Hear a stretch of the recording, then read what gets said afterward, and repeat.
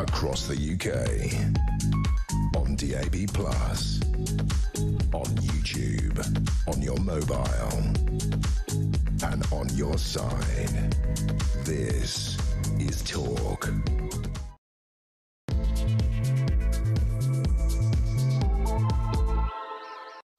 There you are. Good afternoon and welcome to Drive Time right here on Talk. Stand by for 3 rocket fuel hours of news, views and topical debate. We've got a lot to get through today. I'm your host, Kevin O'Sullivan, and I'll be with you all the way to 7 o'clock. Get stuck in, get on the phone and call me on 0344 499 1000. Or, you know the drill, you can WhatsApp voice note me on the same number, and I promise to play your message out. It is Friday, January the 30th. Here's what's coming up. The battle for Birmingham is the battle for Britain's soul. Yesterday, this programme revealed the astonishing plan by Muslim activists to field more than 60 so-called independent candidates for the council elections there, one of whom is a convicted terrorist who did time in jail for his part in a bomb plot to murder and maim innocent victims. After shameful police chief Craig Guilford bowed and scraped to demands by the local Islamic extremists to ban Jewish football fans from Aston Villa's ground, is the great city of Birmingham in danger of becoming a caliphate run by Muslims for Muslims, and to hell with everyone else. 0344 499 1000. Also today, another paedophile is spared prison as shock news statistics reveal that sex crimes have soared to 588 every single day. The BBC also is told to put the blocks on its obsession with colourblind casting and stop handing obvious white character roles to black actors. Why Kowtow Keir has a moral duty to cease crawling up the backside of the land of concentration camp genocide, China. The latest from Crowborough, where terrified parents are taking their kids out of school near the army camp, soon to be home to more than 540 young male migrants. And I'll try to answer the ghostly question, who was the girl in the red dress who haunts the hospice, where staff and patients are so frightened the NHS has called in an exorcist to rid them of their evil spirit, and so much more. So don't go anywhere. Stick with me right here, right now on Talk, the home of free speech and common sense. Let's spend Friday night together. Now, let's go straight over. Now, we're going to talk first of all about Birmingham. Yeah, as I said just now, yesterday we spoke to 2 local Muslim activists, Ahmed and Shamil, who revealed that they are going to field more than 60 candidates at the local elections there. They say there will be independent councillors. We know what that means, don't we? They will be Muslims. They say they won't all be Muslims. I'll tell you, if there's going to be 60, say 58 of them will be Muslims. This is a Muslim takeover bid, an Islamic takeover bid of our second city. And the serious aspect of this that is really, really worrying people is that one of these proposed candidates is a convicted terrorist who did time in jail for Yemen for his part in a plot to bomb and kill and maim innocent victims. He is now living here, and they want him to be a Birmingham councillor. So we're going to talk to victims or people who have experience of terrorism to see what they think. How do you think, for example, the parents of those poor kids who were killed at the Manchester Arena bombing, how do you think they feel about the fact that just down the road in Birmingham they may soon have a councillor who's a terrorist, a convicted terrorist? So this is a problem. Before we go to my first guest, let's remind ourselves of the co-founder of the Independent Candidate Alliance. Shakil Asfar, he spoke to me yesterday, and he is talking about what his organisation wants to do to Birmingham. They are called the Independent Candidate Alliance, and frankly, they are basically it's a Muslim organisation to put as many Muslims into Birmingham Council to take over the city, frankly. Let's remind ourselves of what the actual charming, nice guy, but I don't like what he's doing. His name is Shakil Afsar. Take it away, Shakil. I absolutely believe the innocence of Shahid Butt. He was in a kangaroo court at the time. Even Amnesty International at the time recognized that this was a sham trial, and these people were being vilified for being British citizens. Because as you know, at the time, there was quite a lot of political conflict with the British, and Shahid Butt, unfortunately, was at the wrong place at the wrong time, and in his naivety, was sucked into something. Well, there you go. There's the plan. That was Ahmed Yaqub as well, who is also at the spearheading the Independent Candidate Alliance in Birmingham. More than 60 candidates they want to get into the local council. In other words, to take over the council. Now, my next guest, or my first guest on this, is an OBE now. He's a guy called Travis Frayne. He has direct experience of terrorism. The London Bridge attack, do you remember that? It's just down the road. We can literally see where it happened from Talk Towers here. I remember it. I was working here. We were all locked in this building for about 6 hours. What happened on that bridge was horrifying, particularly for Travis Frayne. He was a university student there, and he'd just come on a day out, come down to have a look at the big city. And suddenly he was driven into by a car where this was the Westminster Bridge attack, of course. We're going to talk to someone who was involved in the London Bridge attack in just a minute. But do you remember the Westminster Bridge terrorist attack where the vehicle ploughed into all those people? Travis Frayne was one of them. He was terribly, terribly injured. I'm pleased to say that he survived. I've got my first guest ready as well. He is Steve Gallant. He is the brave man who confronted that terrorist back in 2019. That's the one that we almost saw unfolding before our very eyes here at Talk. And he has had, shall we say, an interesting life. He was a convicted murderer. He was just coming towards the end of his sentence. He was on a sort of day release. He came down to town and he ended up very, very bravely confronting the Muslim terrorist who brought horror to London Bridge. He is Steve Gallant. So let's talk to Steve first. Steve, welcome to the show. Good day. Once again, I want to praise you for your great courage on that day back in 2019. Quickly tell us what happened. You were the one who grabs hold of that whalebone sort of weapon and tackled that terrorist, and you confronted him and bundled him to the ground. Just remind us what happened, Steve. Yeah, so it was actually my first day out of prison in 14.5 years, and I was invited to Fishmongers Hall that day, and as the event there unfolded, we heard screams. And I reacted to that. I ran downstairs to see what was happening. And Usman Khan, the terrorist, was stood there with two big knives in his hands. And sadly, there was two ladies laid on the floor who had been critically injured. One of them later died. But I engaged in a fight with Usman Khan. Somebody handed me a narwhal tusk. That was on one of the walls. I took Usman Khan on.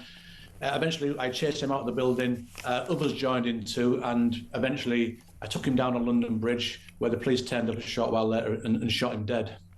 And it was a turning point in your life. Let's, let's not sugarcoat what you did. You were involved in a shocking murder, but your prison sentence and what happened on London Bridge, I think, was a big turning point for you. You've since turned your life around. You've got a degree. You've taught yourself to read and write. You've now got a degree in business studies. You wrote a book about your experience, your incredible life. So respect to you for that. Let me ask you, you went to university, Oxford Brookes University. So respect to you for turning your life around, Steve.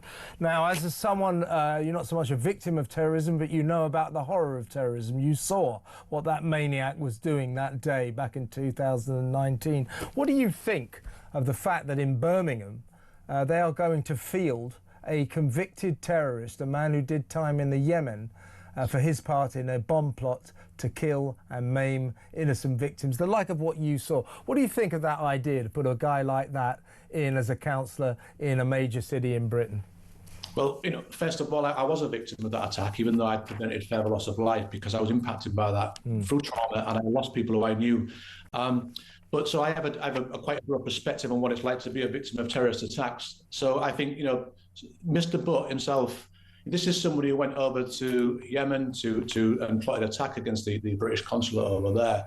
And one can only imagine the sort of devastation that he and his chums would have caused had they succeeded in that attack. And he wasn't, rehabilitation is important because I've engaged in that rehabilitation process myself, and I've done very well out of it. And, I'm largely accepted back into society. But he wasn't a young kid when he did this. He was 33 years old.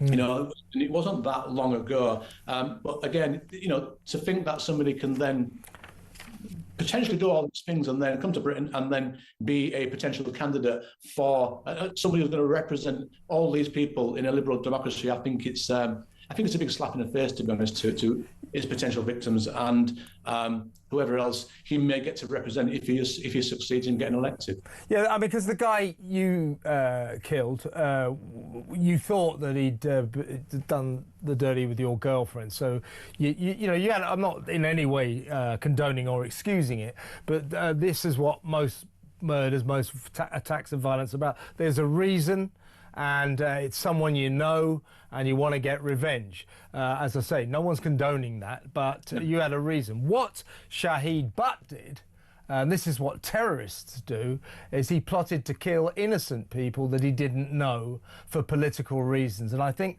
that takes murder or potential murder to a new level. And that's why I think it's great that someone like you can get a second chance and turn your life around. I'm not sure that someone who once plotted to kill people he didn't know for political reasons should be given a second chance, certainly should not be representing an area of Birmingham. Well, I mean, there's a higher level of trust that is, that you should require if you want to represent people. I mean, surely in his constituency there will be British people. Yeah, of course, it's in Britain. There'll be Jewish people, perhaps, and those people will want to be able to go to whoever's representing them to ask them for their support. And how can people do that in a trustful way when you have when somebody has plotted such an attack as he has? Yeah.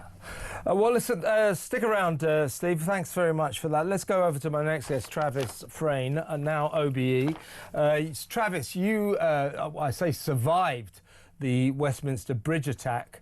Again, another Muslim maniac who drove that vehicle towards the House of Parliament, the Houses of Parliament. You were on a day off from university. You come down to the big city with your mates, walking across Westminster Bridge. Next thing you knew, you're up in the air. You've been and you broke sort of nearly.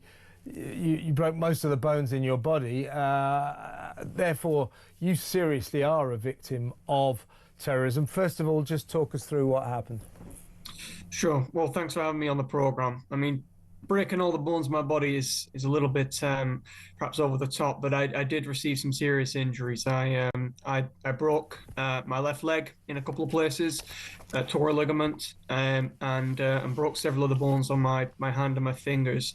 But I was, incredibly lucky not only to survive, but to be able to make a full recovery. And that's not something that we could say for all the people who were in that attack. 5 people, innocent people, were killed, and over 50 were injured, and many of them have lifelong injuries, that have left them paralyzed or in a wheelchair. So it's important we remember the impact of these attacks. So my question to you is, as a serious victim, someone who saw what terrorism can do, I think we've come to a pretty low point where we are proposing, or people are proposing, to put field as a candidate in Birmingham to become a councillor, a guy called Shahid Butt, who is a convicted terrorist who plotted to bomb, kill and maim innocent victims. Now, as I said to Steve just now, I'm all for giving people a second chance, people turning their lives around, but there are crimes for which I think we should always treat people with suspicion, and terrorists are one of those crimes. Your thoughts? Well, it's a pretty remarkable state of affairs that we find ourselves in. There's a couple of thoughts here I'd like to add. Number one of which is that of the years following, I've done a lot of work in the sort of counter-terrorism space and indeed across the counter-extremism world. And I've done work with people who, used to be perpetrators of violence.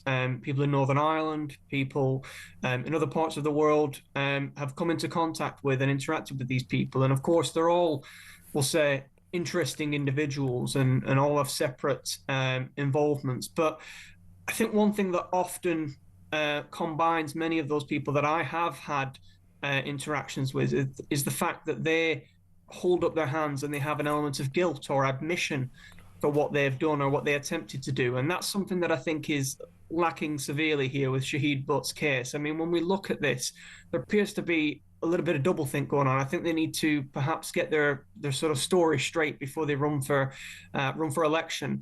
On the one hand, as we saw in the earlier clip you put on, they claim that he was innocent and that this was a kangaroo court and therefore it was wrong that he was convicted of terrorism.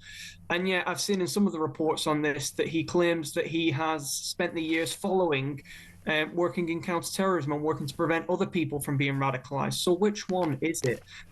That for me is perhaps the even bigger concern here. Less so that someone has that background and is running for council, but more actually that we don't truly know what the story is. I'll tell you what's interesting. I'm talking to my two Muslim friends yesterday, the people organising this sort of assault on more than 60 areas of Birmingham to get Muslim councillors on them. They were sort of, as Muslims, they were talking about a Muslim country, Yemen, as if it's some sort of cowboy. Oh, you can't trust that lot, oh, that place, oh, that kind of conviction doesn't count in the Yemen. I thought that was a bit odd because that is a serious Muslim country, and I don't know why these Muslim men were putting it down. I mean, actually, the Middle Eastern countries take terrorism almost more seriously than we do. So I thought they were wrong with that. But yes, Travis, this is beyond the pale, isn't it? To have a convicted terrorist proposed as a candidate to become a councillor in Britain's second city. I think that we have to draw the line at this, don't you think? I think you're right, and I think there is a particular concern to be had that we have to remember a lot of counter-extremism services are run through local councils, and in an area like Birmingham or any other county for that matter, someone who is elected to council will have a certain element of oversight over those services, and this is not the type of person that I would like to see with oversight for those services, such as Prevent and other local counter-terrorism measures.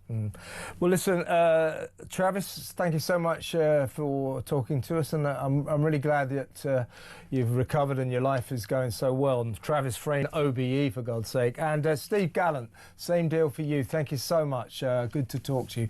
We're going to go to break now. When we come back, well, let me know what you think about this, because we're going to talk about it a little bit more with commentator Philip Kisley. But I'll tell you what's going on here, folks. This is a Muslim takeover bid of Birmingham. Islamic extremists are plotting to put more than 60 candidates into council areas in Britain's second city. They say, oh, they're going to be independent. Yeah, right. Yeah, right. These are people who thought it was a brilliant idea to ban Jewish football fans from Aston Villa, who think that, in fact, Jewish football fans are Israeli sports fans, Israeli sporting competitors should be banned from all over the world. They hate Zionists. In other words, they hate people who believe that Jewish people have the right to their own nation. These are the kind of people who want to take over Britain's second city. What do you think about that? 0344 499 1000. If we don't stop it in Birmingham, folks, your city will be next. Trust me. Now, we're going to go to break now. As I say, Philip Kisley will join us afterwards and we will talk more of this. So stay tuned, folks.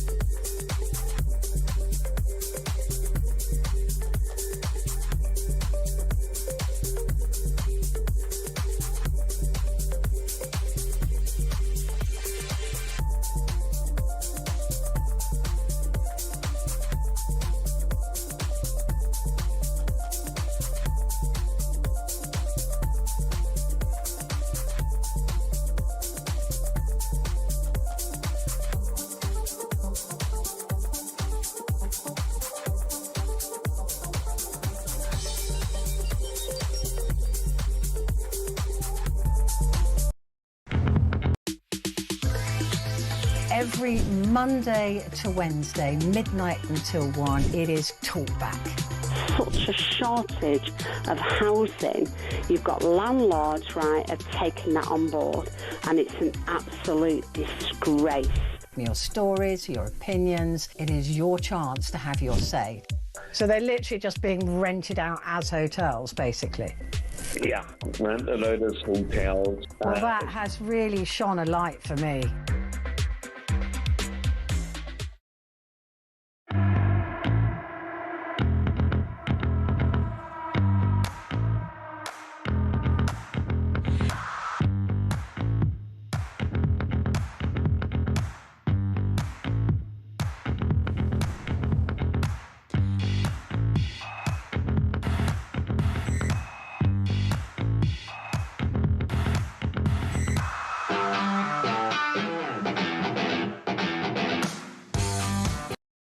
Across the UK, on DAB+, on YouTube, on your mobile, and on your side. This is Talk. Welcome back. Now let's go straight over to my next guest, Senior Fellow at the New Culture Forum, Philip Kisley. Welcome, Philip. Kev, it's great to see you again. Good to have you on board, as always. Now, I'm going to play you a little bit of a clip from an interview I did last night with two local Muslim activists in Birmingham. They are planning to field more than 60 candidates at the local elections in that great city. They call them independent councillors, but we know what they're going to be. They're going to be Muslim councillors. They say they're not all Muslims, yeah, but I'll guarantee you the vast majority of them will be. Have a look at this.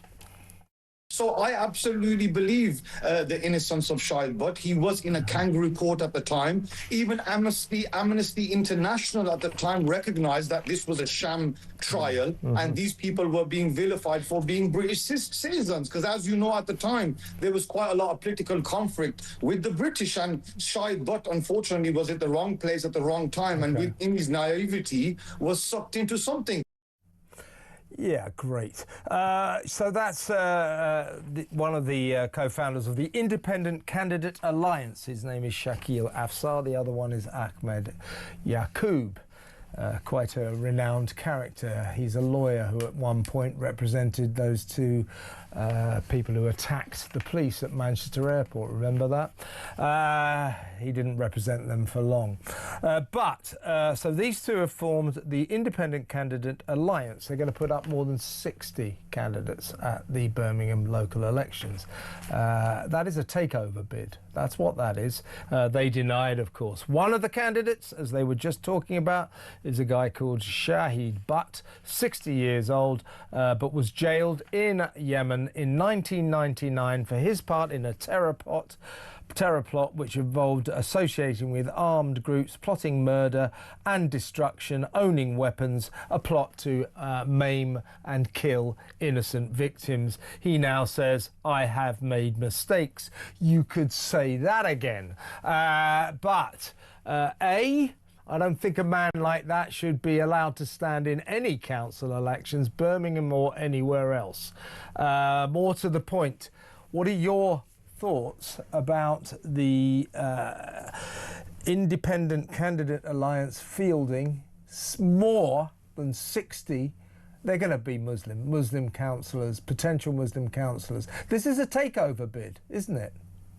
Yeah, welcome to sectarian Britain. This is going to be intimidation. This is going to be violence.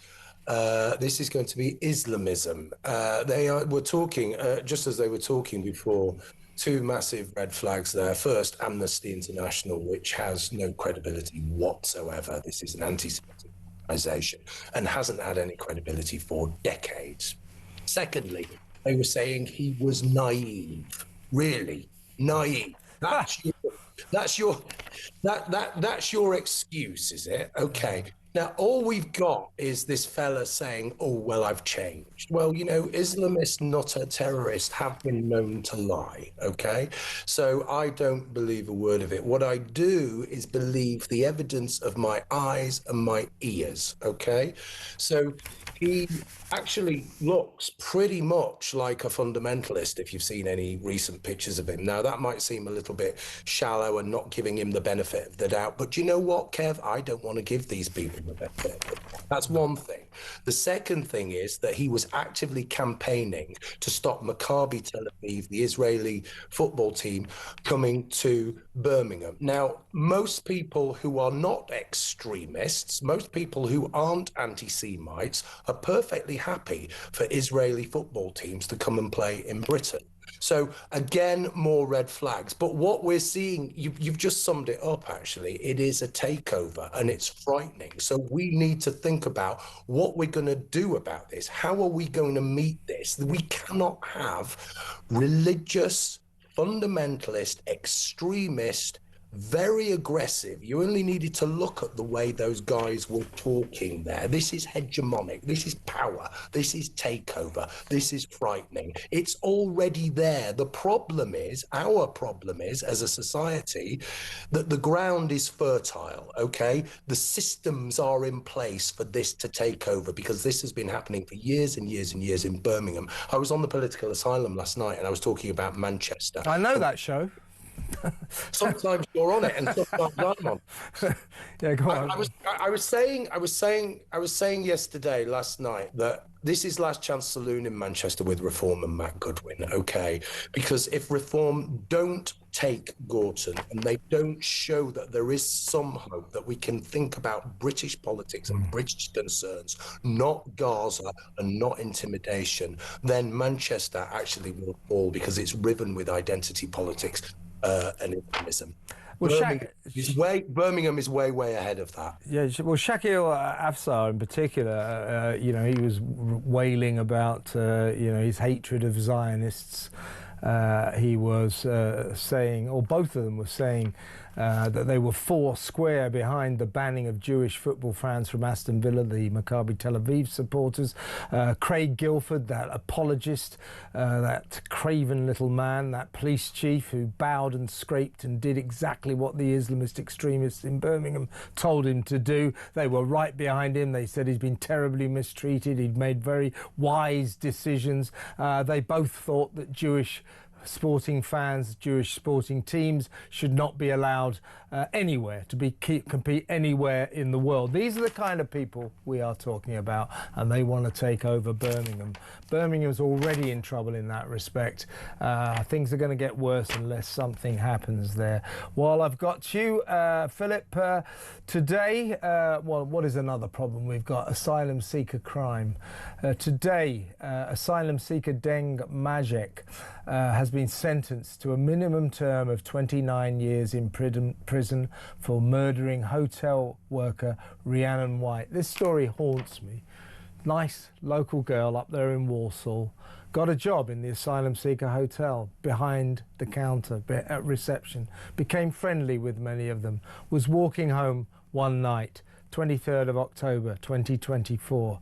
This vile monster Majek leapt out behind, stabbed her 23 times with a screwdriver at a train station. She was about to get on the train home, Walsall, West Midlands, and was filmed. Was so excited by this, he was filmed dancing in ecstasy, having done it, dancing around her dead body.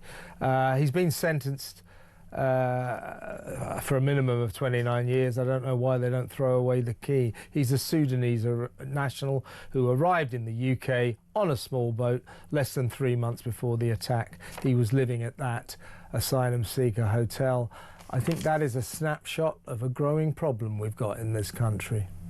Yeah, that's a snapshot of 21st century, 2026 Britain. I mean, I've just been reading the family impact statements on this case, and like you, I'm haunted by it. I really am. I'm haunted by the fact that her sister had to tell her 5-year-old son that he's never going to see his mother, and he screamed. Why is this, Kev? This is because some random psychopathic lunatic washes up on our shores. We don't do anything about it, and he goes on a killing spree. Well, he manages to get one person, stabs her God knows how many times with a 23 with a screwdriver.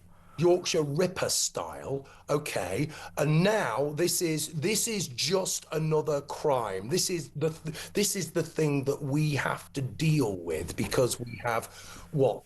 Last year it was, I think it was 41,500 of these people washing up on our shores. They're men, they're undocumented, they are from cultures that think women are not only second-class citizens, but barter material to be used and abused as they want. And it seems that there is no real justice here, because yes, he's going to go away for years and years, but guess what?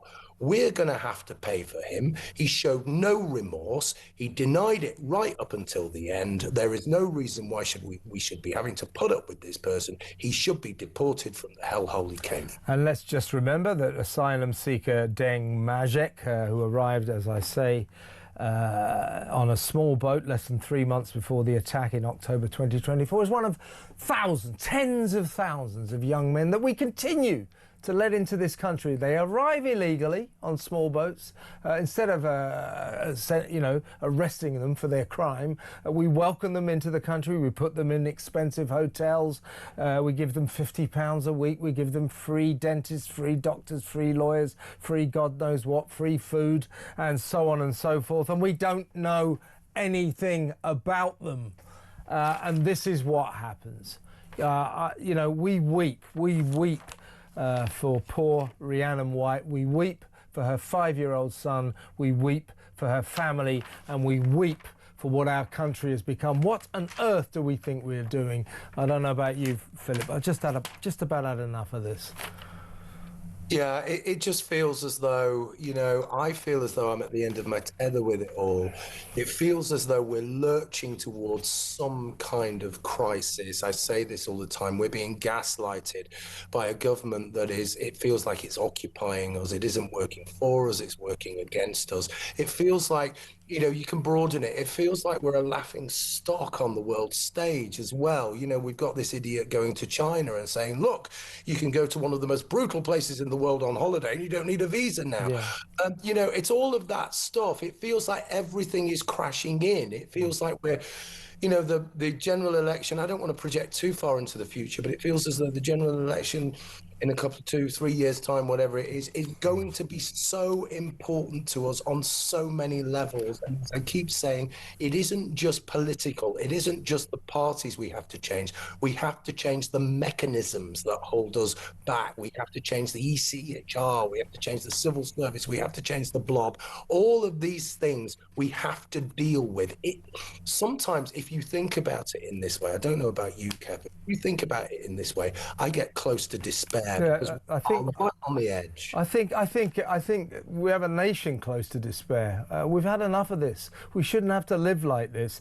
And I want to stress, I have no problem with 4 million Muslims living in this country. I like the idea of multiculturalism, but what we've got is a form of isolationism. Too many of these communities are folding in on themselves. And what we've got going on in Birmingham, let's not beat about the bush, is some kind of weird Islamic takeover bid. It's as simple as that. Philip, great to talk to you as always. Philip Kisley, their senior fellow at the New Culture Forum. Let me know what you thought about our conversation. Rhiannon White, haven't you had enough of this? 0344 499 1000. When we come back, we'll talk to former Met Detective Mike Neville about the most extraordinary statistics. Sex crimes in this country are soaring. The number of them are rocketing.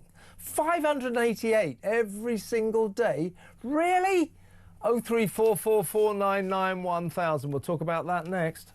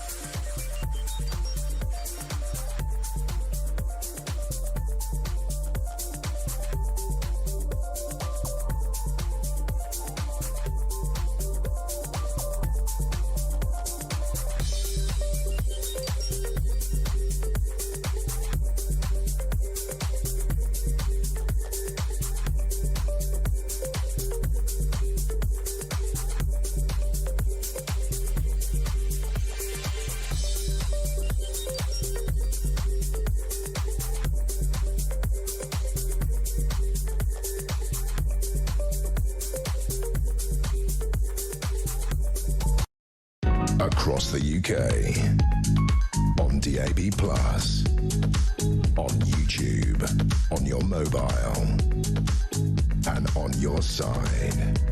This is Talk. Welcome back. Now, let's talk about sex crime, shall we? Record levels have unfolded in the past year, up until September. The year before that, 588 every single day.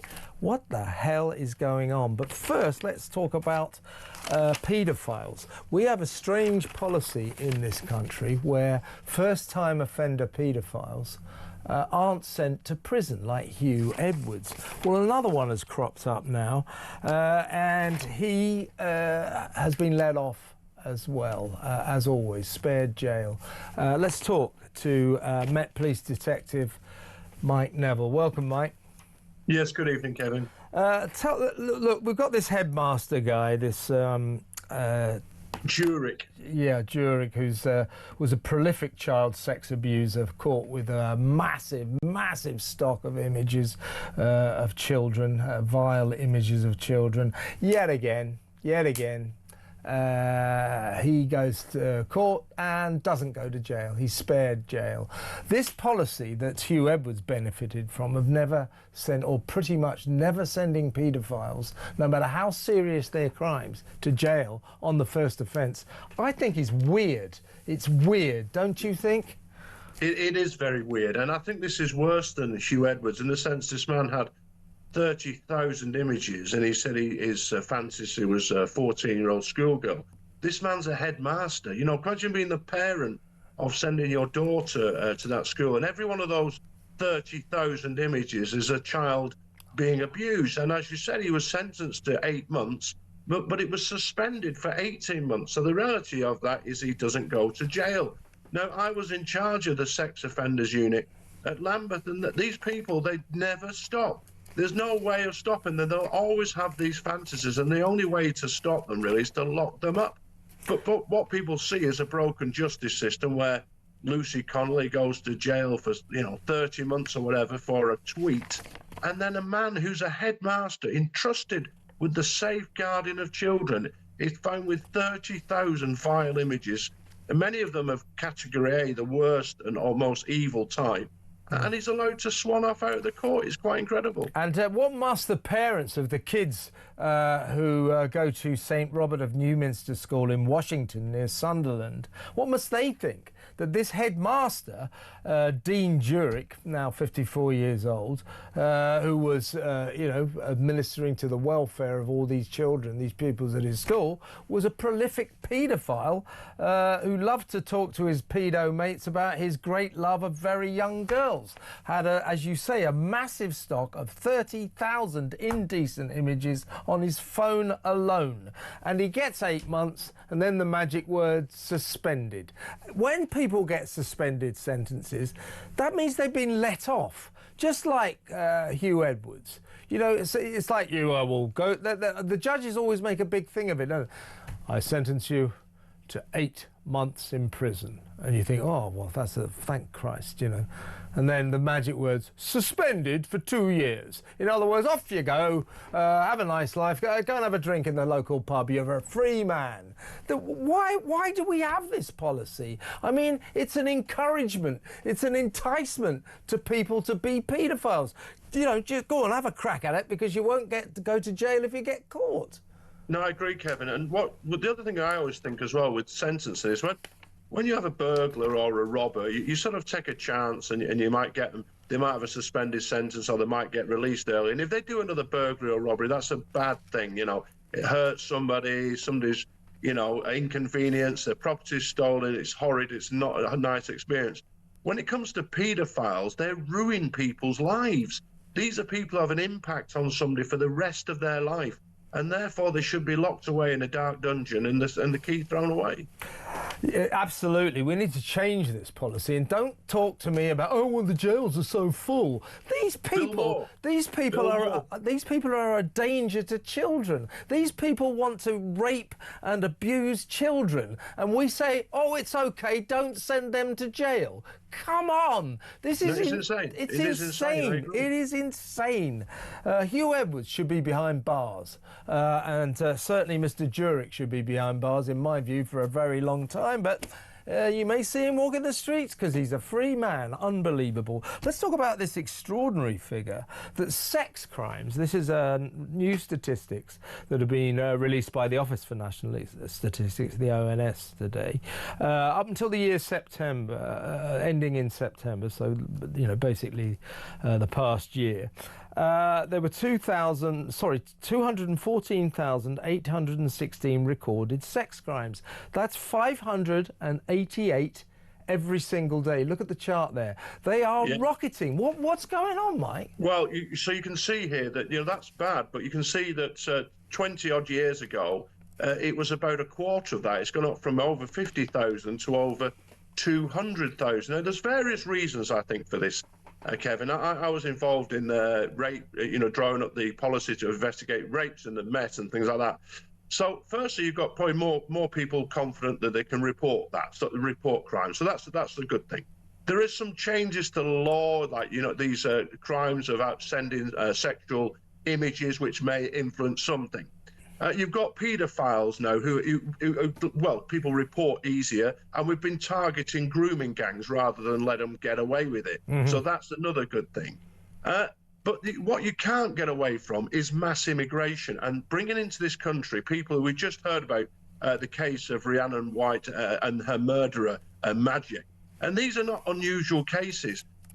So these are men who are coming from societies, as your last guest said, where there's no respect for women whatsoever. And just the ultimate statistic for me, and I've quoted this before, is that in 1951, there was 150 odd robberies reported in London for the entire year. It is now it's that for every 2 days. Yeah. And the population of London in numerical terms has hardly changed from 8 to 9 million. Yeah. The makeup of the people of London has changed. And I'm sure we can't get away from it, that mass immigration has driven up crime, particularly violence against women and girls. Absolutely right. You're right. Yeah, there are new crimes that will boost the figures, as you say, you know, the sharing of images. Funnily enough, some paedophile crimes as well, same kind of thing, sharing images. But that does not account for the past year encompassing the highest ever number of recorded rapes. 74,265. That is a 7% rise on the year before. Why are more rapes happening, do you think, Mike? Significantly more. I do think it is the fact that we're allowing into this country, unchecked, many we don't know who they are, who come from these third world countries where women are not second-class citizens, they're third or fourth-class citizens. And can I just say, yesterday I spent the time in Kingston in Surrey. Now, I used to work there as a detective inspector. What struck me, it's the first time I've noticed a change in the population. It was quite incredible. Kingston now looks like what Croydon looks like. And the country can't go on like this dramatic change. And it's there unfolding before people's eyes. And we just simply don't know who these men are. And it is a really bad thing if you've got daughters or granddaughters, wives, sisters, because they're the people who are at risk at the moment. Yeah, I mean, there's a very serious argument to suggest that we are, with our migrant crisis, letting in tens of thousands, hundreds of thousands of young men from foreign cultures of sexually active age, that we are importing a sex crime epidemic. And that is a source of great concern, to say the least. Mike, great to talk to you. Thank you so much for your time. Mike Neville, former Met Police detective. What do you think about that, folks? Sex crimes are soaring. 588 every day, 7% rise in rapes. 74,265 rapes in a year? What?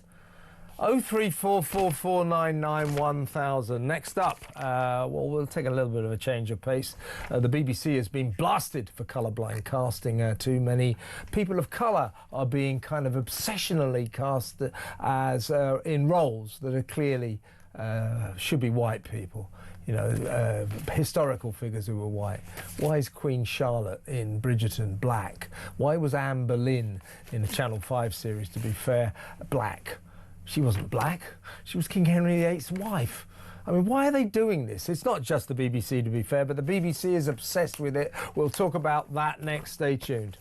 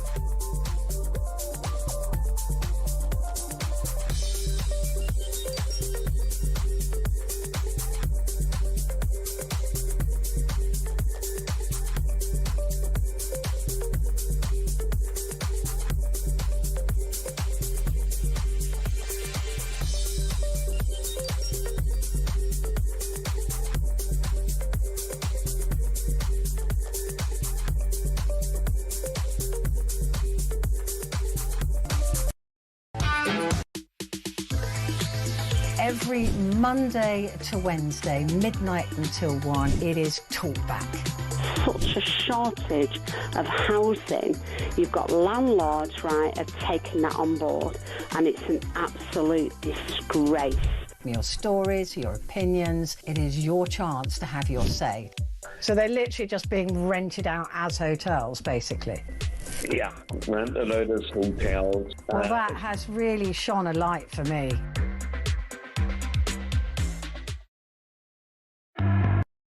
Across the UK, on DAB+, on YouTube, on your mobile, and on your side. This is Talk. Welcome back. Let's listen to a voice note. This is from John in Glasgow, and this is about the sentencing today of asylum seeker Deng Majek to a minimum of 29 years in jail for the appalling murder of that poor hotel worker, Rhiannon White. She worked in his asylum seeker hotel. He stabbed her 23 times with a screwdriver near the station at Walsall. She was on her way home, and then he danced with delight having done that. Isn't that special? Let's listen to John. Kev, I find this hard to put into words. It's absolutely unbelievable what's happened to that poor girl. I just wonder, it really does make me wonder what goes through the heads of these people who are supposed to look after us, the people in power, in the Home Office and in Number 10. When they see things like this on TV and on the radio, do you think these people have any remorse of what's going on? They should be stopping these people from coming into our country. And for me, the blame lies squarely at their door. Because if they weren't here, that wouldn't have happened to that young girl. Yeah, I think John is articulating a growing feeling. We're reaching some kind of crisis point here. This is getting beyond the pale. You know, you heard me and Philip Gilsley earlier getting rather angry about it. I'm sure you are too. Let me know what you think about this. You know, this guy, Deng Majek, he's just one. All these asylum seekers committing these kind of crimes, rape, murder, it's just outrageous. 03444991000. Now, let's talk about the BBC. Well, let's go straight over to my next guest, campaign director at Defund the BBC, Rebecca Ryan. Hi, Rebecca. Hi, Kevin. Well, it turns out, I hadn't really noticed, but apparently the BBC has been casting people of colour in obvious white character roles, you know, taking historical characters and making them black. I mean, have they? I've noticed that. No, they're obsessed with it. So they call it colourblind casting. You know, so for example, Nathaniel Curtis recently portrayed Sir Isaac Newton. Now, Sir Isaac Newton, as far as I know, I'm not brilliant at history. Actually, I've got a degree in history. I ought to know this, so I do know this. He wasn't mixed race. He wasn't mixed race, but there he is, mixed race in the BBC's version of the Sir Isaac Newton story, as told in the world's wokest, most ludicrous, most dull bore, as mixed race actress Shalom Brune Franklin played Estella in Great Expectations, despite the story taking place in early to mid 19th century. Now, the BBC is the worst of this, but in all fairness, you know, who can forget the Channel 5 series Anne Boleyn, in which one of Henry VIII's wife was played by a black woman. You know, colourblind casting. Some people don't mind it. Bridgerton, Queen Charlotte, historical character who was white, is black in Bridgerton. Now, if you look at Bridgerton, you look at the courtroom scenes, or, you know, the scenes of the royal court. I mean, you know, it looks like they're in Nairobi or something. Now, you know, a lot of people don't have a problem with it. I don't have a problem with it in principle. You know, a very good black actor, you know, you can soon suspend disbelief and they can carry out the role of a white person. You know, I wouldn't personally go out of the way to do that if I was a casting director, but now and again, I don't mind, I guess. I'm one of those people who does find it a bit difficult to get on with, but, you know, OK. But at the BBC, what's clearly been going on is they take a character that should clearly be white, you know, what they call it, the proculator fiscal in the Shetland Islands, in the series Shetland, turns out to be black. I mean, come on. You know, so what I'm saying at the BBC, they don't just do it now and again because they know a great actor who could play this white role brilliantly. They do it every single time. They make a point of it. If it's obviously got to be a white character, their first question is, who black can we get to play this? It's ridiculous, isn't it? This report has criticised the BBC and told it to stop shoehorning ethnic minority actors into period dramas. I think they're right. It's about time the BBC grew up, isn't it? Absolutely. I think the only thing that's surprising about this is that the BBC revealed this data, because clearly they've asked the public to, you know, give your feedback on the auntie and amazing book. We'll turn around and go, you know what, we're sick to death of this. We're watching something that's meant to be based on actual history, and it just doesn't look at all like what we're expecting to see. And the thing that people are frustrated about is it only goes one way, the colour blindness, doesn't it? Yeah, it does. You're right about that, yeah. But as I say, it's a problem across all TV channels, but the BBC in particular. Now, this was an independent report conducted by former BAFTA chairwoman and ex-BBC executive Anne Morrison and independent media consultant Chris Banatavala. And they spoke to more than 100 executives, commissioners, programme makers and media experts, as well as 4,500 members of the TV-watching public. And the verdict was, we are sick and tired of this. This is classic. It's the imposition of middle-class wokery on people who couldn't care less about it, who would much rather have authentic casting. If you are going to have a drama about 19th century Britain, or even worse, 16th century Britain, you know, there weren't any black people in you know, maybe one or two in 16th century Britain, very few in 19th century Britain, and yet watch a BBC drama and you would think that, you know, 50% of the population were people of colour.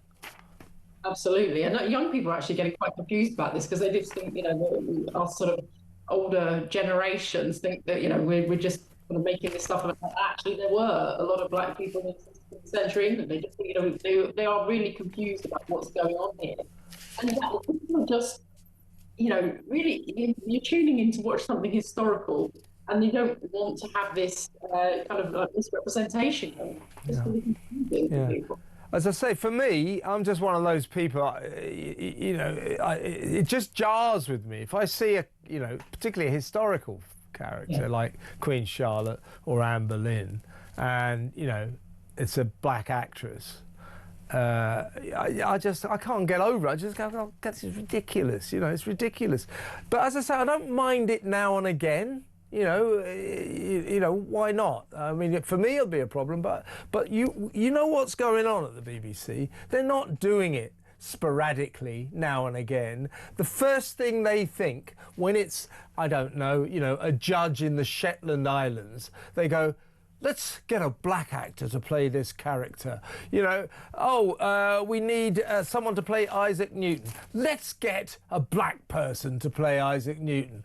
You know, so that is in their DNA. That's their default setting, is get someone of colour to play a character role that is obviously a white person.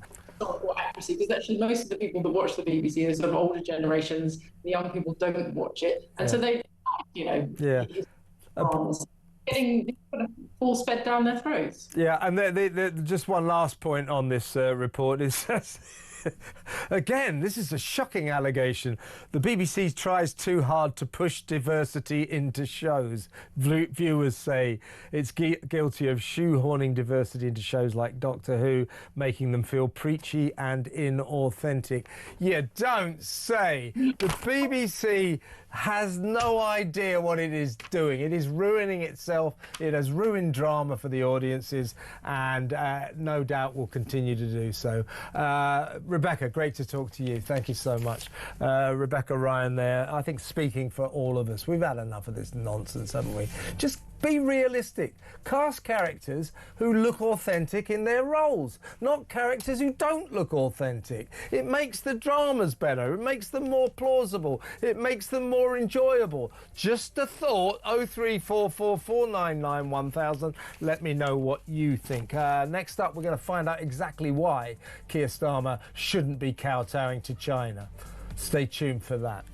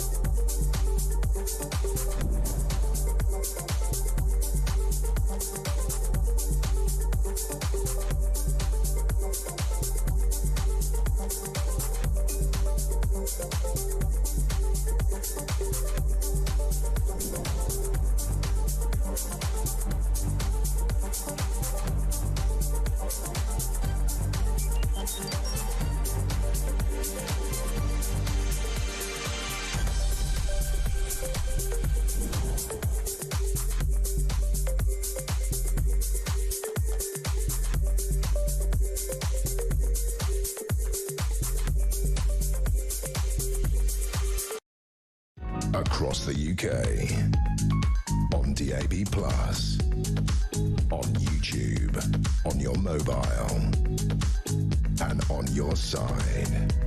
This is Talk.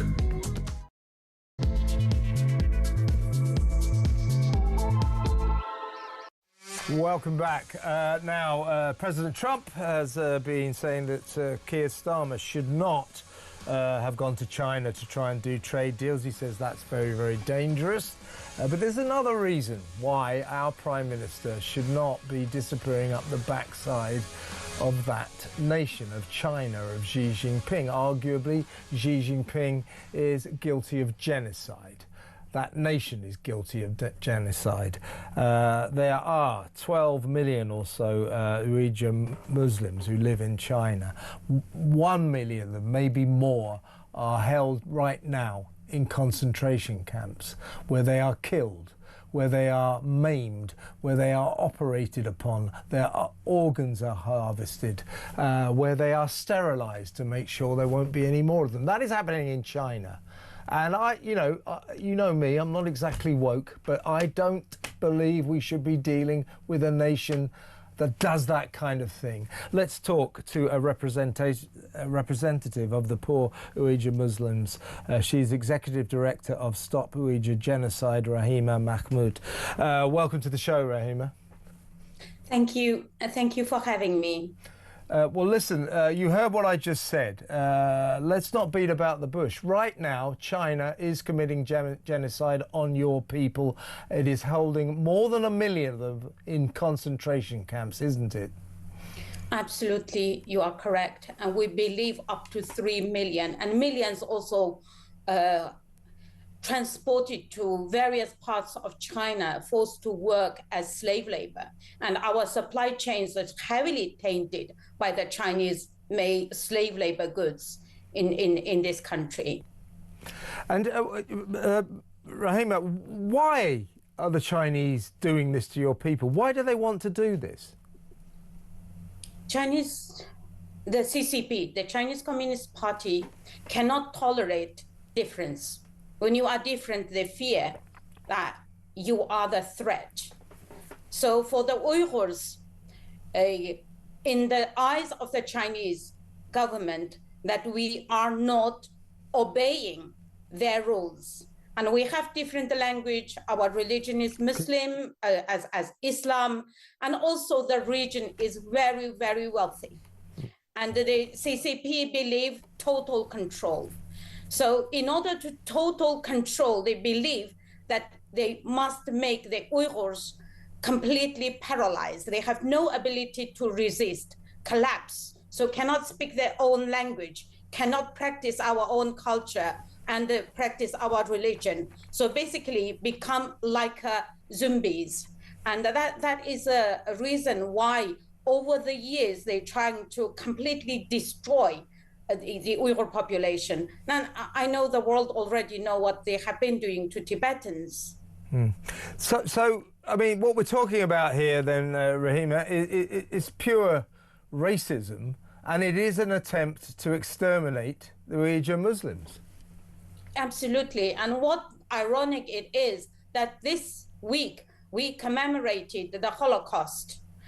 Yesterday I was at the lunch, Anne Frank Trust lunch, everyone talking about never again. And while our Prime Minister went to shake hands with those who are responsible for crimes of genocide, crimes against humanity. And that makes the Uyghur people in this country feels very, very upset. I don't blame you. Do you believe that Xi Jinping is a mass murderer? Of course. Not only mass murderer of Uyghurs, Tibetans, including his own people. Anyone that he believes is against him, any different, including Falun Gong people, you must have heard over the years how they have been persecuted as well. Has your organisation, Rahima, tried to impress upon Keir Starmer, upon this government, that trying to forge this very close relationship with Xi Jinping at China, flies in the face of human decency, that this country is committing the most horrendous crime on humanity, exterminating your people? Let's not forget, as I said in my intro just now, it isn't just that more than 1 million people, you say maybe 3 million, are held in concentration camps. We're talking about concentration camps like the ones they had in Germany, in Nazi Germany. It isn't just that. In those camps, your people are being experimented upon. Their organs are being harvested. They are being sterilized to make sure they cannot reproduce. All that is going on, am I right? Absolutely, and it's not remaining there. They are also exporting all those cruelty to many other authoritarian regimes, authoritarian countries. What is happening in Iran, in Myanmar, Rohingya Muslims, and Russia. You know, how Russia can avert its military aggression, sustain it, is because China behind supporting that. And I must say, you know, they uses this kind of smiling diplomacy to mask this kind of coercion, influence operations, and the strategic dominance. Imagine one day we make China become so powerful and it become the superpower. What can happen to everyone else? Today is Uyghurs, Tibetans, Hong Kongers. Tomorrow, who else? Yeah, I think we're on that road already, Rahim. But as I said, your organisation, Stop Uyghur Genocide, you must have, you know, put your case to Keir Starmer or to this government. You know, you must have said, look, please do not get into bed with Xi Jinping, as it were. What has been our government's response? What has been the response from Keir Starmer's people? Silence. During when they were in opposition, many senior ministers called it genocide. This parliament, the UK parliament, passed a motion calling it as genocide. The Uyghur Tribunal, independent Uyghur Tribunal, led by Sir Jeffrey Nice KC, found it's you know, the crime against genocide and crimes against humanity. And they are very well informed. During the China audit, we submitted all the evidence, everything from personal stories of people who are living in this country, including survivor testimonies and many other credible information. However, what we hear is silence, complete silence. Well, just try to articulate what you feel about what you've been watching for the past few days.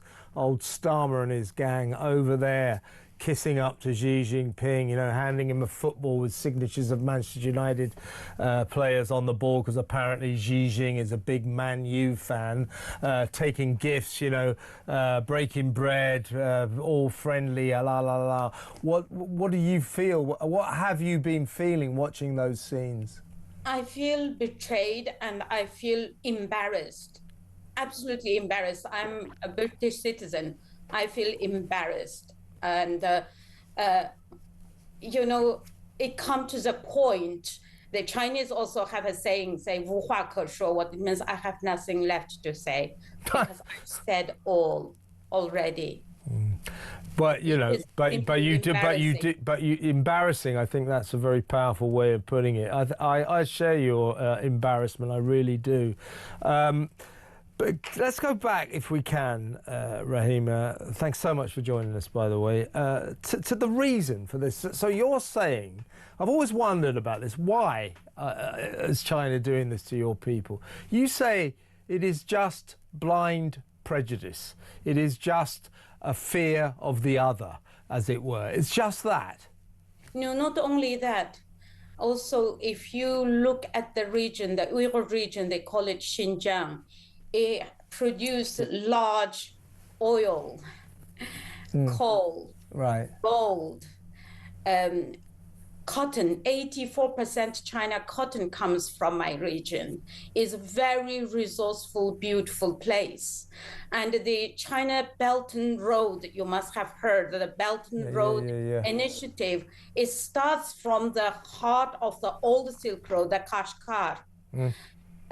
So the complete paranoia of the Xi Jinping regime believe that we are the Islamic terrorists, that one day we will reclaim independence. And in order for us not to reclaim independence so that China can have this region forever, and so to destroy the ability of the entire Uyghur population. So in other words, Xi Jinping fears, or the Chinese authorities fear, the potential wealth and prosperity of the Uyghur Muslim area, yes?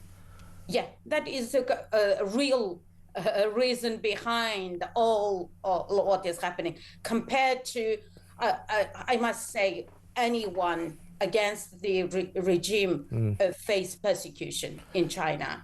But the heavy-handed policies against the Uyghur people, because we are cursed with resources, wealth. Yeah, I see what you're saying. But what we're talking about, they don't, you know, the Chinese want to exterminate your people. So what we're seeing here is this is akin to what the Nazis tried to do to the Jewish race.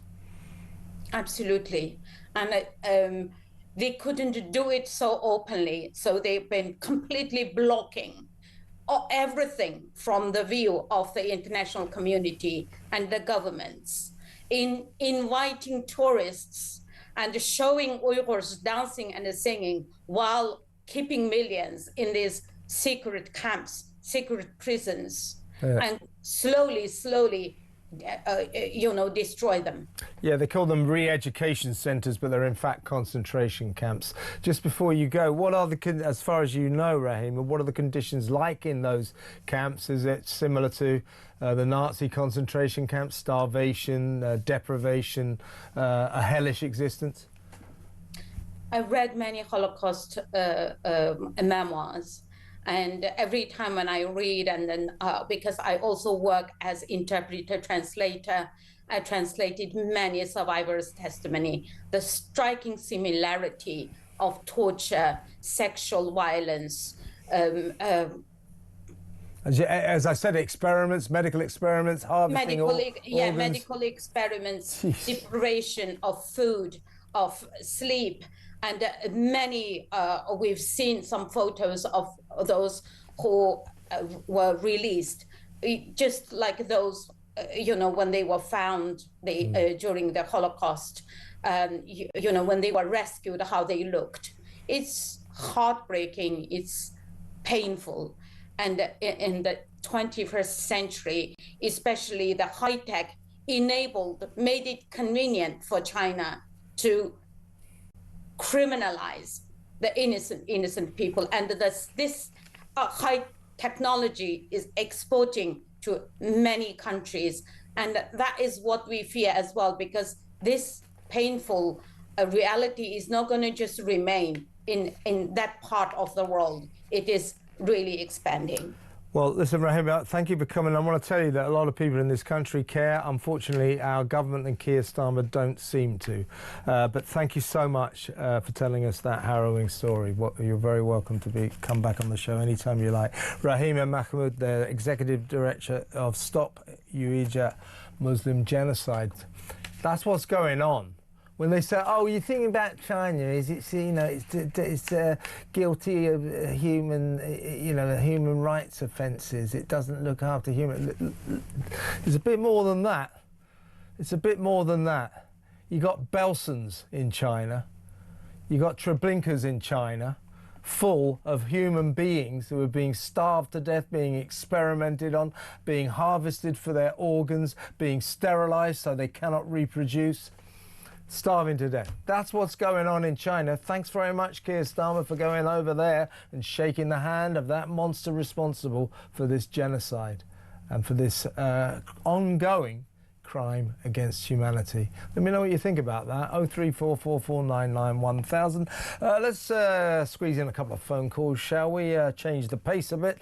I've got Philippa from Poole in Dorset here, wants to talk about BBC diversity and colourblind casting.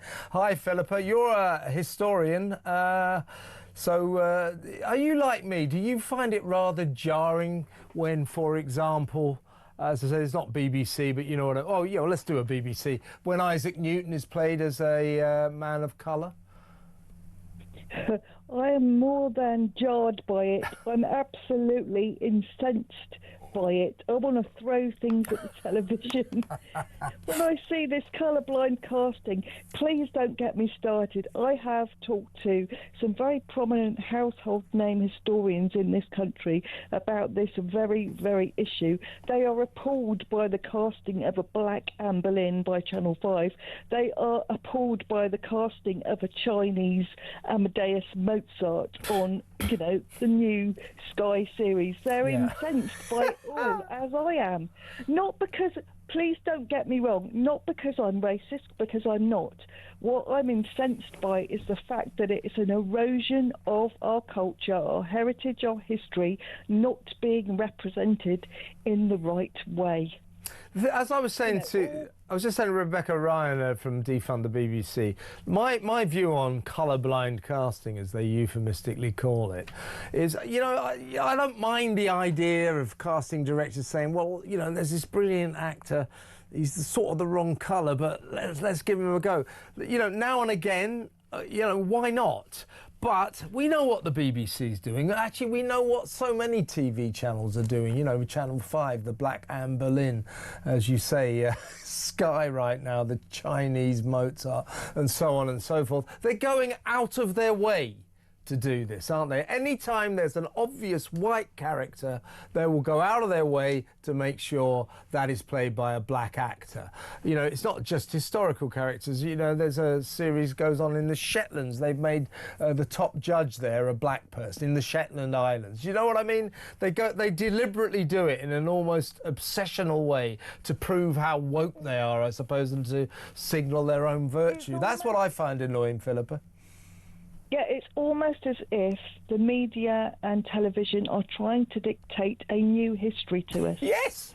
So that revisionism, that's what it is, isn't it? Yeah, revisionism. Yeah. And for me, I just think it's all completely wrong. I mean, I'm all for minority history, but it has to be told in the right way.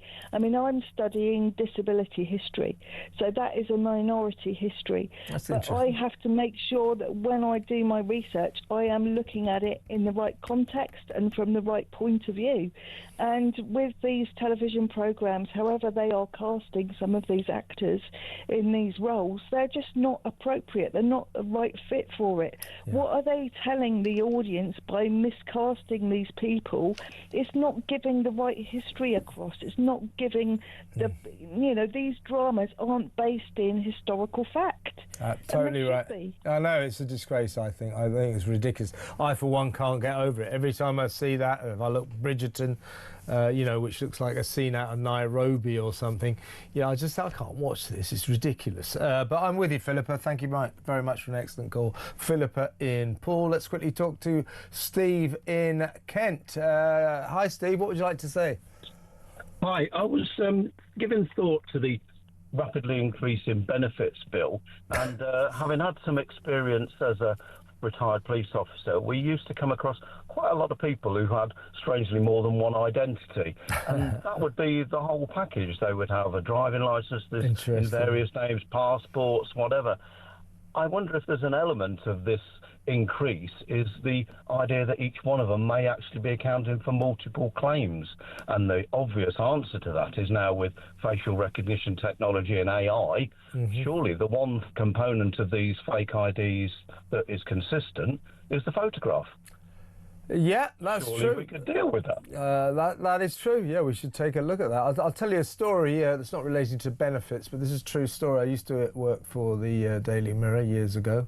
God help me. And there was a colleague of mine, a colleague of all of ours, right? and he got sacked. He'd been there about 30 years, and he got found out after 30 years.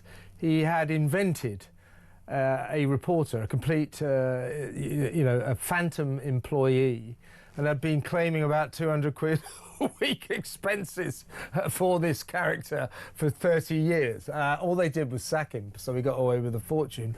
But it just proves, you know, identifying people properly in the far more important area, never mind newspaper expenses, but the far more important area of benefit claiming is crucial. And I don't think we do check these people nearly enough, Steve. No, it's massive, and it's not just benefits. I have a friend who was a restaurateur, and he had a guy who had been a chef for a number of years and of non-English descent, and he turns up with another ID one day and says, "Oh, can you sack my old name and employ me on this one? Because I've got another ID and I've run out of credit on this one." And he run up lines of credit and credit cards and everything, and just reinvented himself with another ID. Yeah, well, you're right, Steve. Nothing's being done to deal with it, and surely that's worth investigating. You're right, and we've got the technology now to clamp down on this AI. You're absolutely right. Really good call, Steve. Thank you for ringing. Steve in Kent there. Now, let's go to break, shall we? And when we come back, we're going to be talking about Crowborough. They're going to get an update on what's going on down in Crowborough. If you remember last night, we had Shana, a mother down there. She's got 6 kids. She's taken all of them out of the local schools because she's terrified of these 540 migrant young men who are about to live in the town. They've already started arriving to the local army camp, and more of them are coming, and more parents are terrified. Apparently, Shana isn't the only one who's taken her kids out of the local school for fear of the asylum seeker invasion. We'll talk to local campaigner Kim Bailey after these messages. Stay right where you are.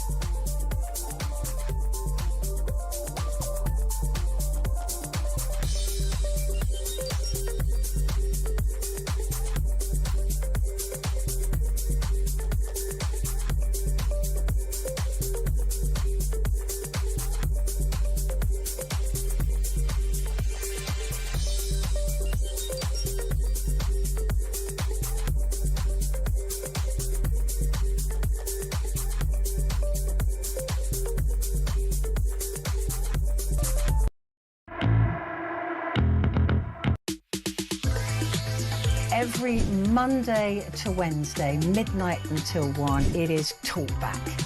Such a shortage of housing. You've got landlords, right, have taken that on board, and it's an absolute disgrace. Your stories, your opinions, it is your chance to have your say. So they're literally just being rented out as hotels, basically. Yeah, rent a load of hotels. Well, that has really shone a light for me.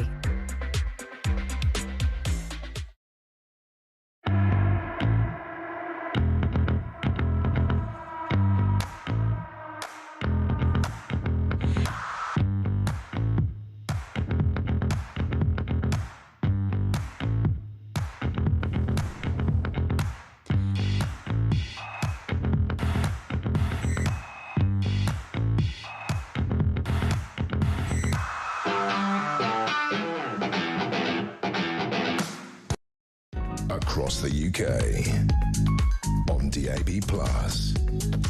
on YouTube, on your mobile, and on your side. This is Talk. Welcome back. Over to poor, long-suffering Crowborough in just a second. First, a voice note from Perry on Starmer and the migrants. Let's give Keir Starmer some credit. I mean, I know his smash the gangs didn't work. Then I know he introduced some super border force control chief commander that we haven't heard anything from since the day he started. And then he had the massive, excellent deal with France, 1,000 in, 1 out. But now, with this Chinese outboard engine thing, I think he's finally cracked it. I think they're going to stop coming, you know, because I think the Chinese, what they do is where it says pull to start, there'll be a little sticker underneath that says not suitable for the English Channel. That is really going to deter them from using them engines and coming over. I think he's really finally cracked it. Yeah, Perry is referring to this ludicrous deal they announced in Beijing, I think it was yesterday, that they've done some kind of arrangement with China. They're going to crack down on the, on the outboard motors that are used on the dinghies or something to come across the channel. Absolutely ludicrous. Another pathetic, another great plan to solve the migrant crisis by the incompetent shower of clowns we call our government. Now, let's go over to the chairwoman of Crowborough Shield, star of Stage, Screen, and now the Daily Mail, Kim Bailey. Hi, Kim. Hi, Kevin. How you doing? I'm all right. I saw your centre spread in the Daily Mail. Very impressive. Now, before we talk, I spoke to a lady from your town yesterday. Her name is Shana. She's a mother of 6. Have a quick listen to this. They seem to think that just having a lockdown in school, where they tell the children that in case there's a loose dog in the playground, having a lockdown in school is okay, and that will keep them safe. There's an alleyway that parents and children have to use to get to and from the schools, and there's no staff monitoring it, there's no policing. All our police in Crowborough, well, they're not even from Crowborough police station, they're all down at the camp surveilling that for their safety, not for our safety, not for our children's safety. Well, Kim, that's Shana, local mother. She's got 6 kids, 4 of them in primary school near the army camp, which is now going to be an accommodation centre for more than 540 young male migrants, and 2 in a secondary school. And she's so worried about their safety, she's taken them out of school and she's now homeschooling them, because these schools are right next to this migrant centre. I don't know how many migrants are in there yet. We saw the first 27 bust in under the cover of night last week. I don't know how many are in there now, but there will be 540. So your little town, 22,000 people, pretty town in East Sussex, will soon have 540 young foreign men with nothing to do, milling around on every street corner right close to these schools. Shana is so worried about that, she said, I'm not going to send my kids to the school. And she said to me, she knows of other parents who are doing the same. They are taking their kids out of local schools for fear of this asylum seeker invasion. Your thoughts? Yeah, I mean, Shana's not the only one. We've had quite a few parents say the same thing to us. They're going to homeschool, look for other schools for their children. I even had some people who they live outside of Crowborough, but they had put our school down, our senior school down, as their first choice for their child. And they've actually then wrote to the local authority and said, please remove my first choice. I don't want my child to go to Crowborough. And I've had several of those, and I've had lots and lots of parents saying that they're going to be taking their children out of school. The schools are within walking distance of the camp. They don't have any fencing around them. You know, we're a little town. It's got like little wooden kind of fences that you just step over. And this is the problem, Kevin, is that the Home Secretary is blatantly lying to the community and to the general public. She came on air this week saying that she's engaged with local people, she'd engaged with the authorities, so the local authority, the police, the NHS, and that was all lies, because when you speak to any of them, including our police crime commissioner, no one has spoke to her. She openly said she hadn't spoke to the chief superintendent, she hadn't actually spoke to anyone, but she's actually coming on air and saying that she has. And this is half the problem, is that this community is getting absolutely nothing but lies. I mean, she said there was no assets left on site, but we know full well there's millions of pounds worth of cadet flight simulators and things all left on site. So you can't believe a word this Home Secretary says, and there has been no risk assessments, no impact assessments, and parents are worried, especially today when you see about Rhiannon White, you know, that person's just been sentenced for her murder. That's all over the news. So parents are rightly worried, because it is in the media and that is what they're seeing, and that all they know is that these people that are committing some of these crimes are coming to Crowborough and no one's engaging. So they're rightly worried, whether it's perceived or real. They have a right to be worried.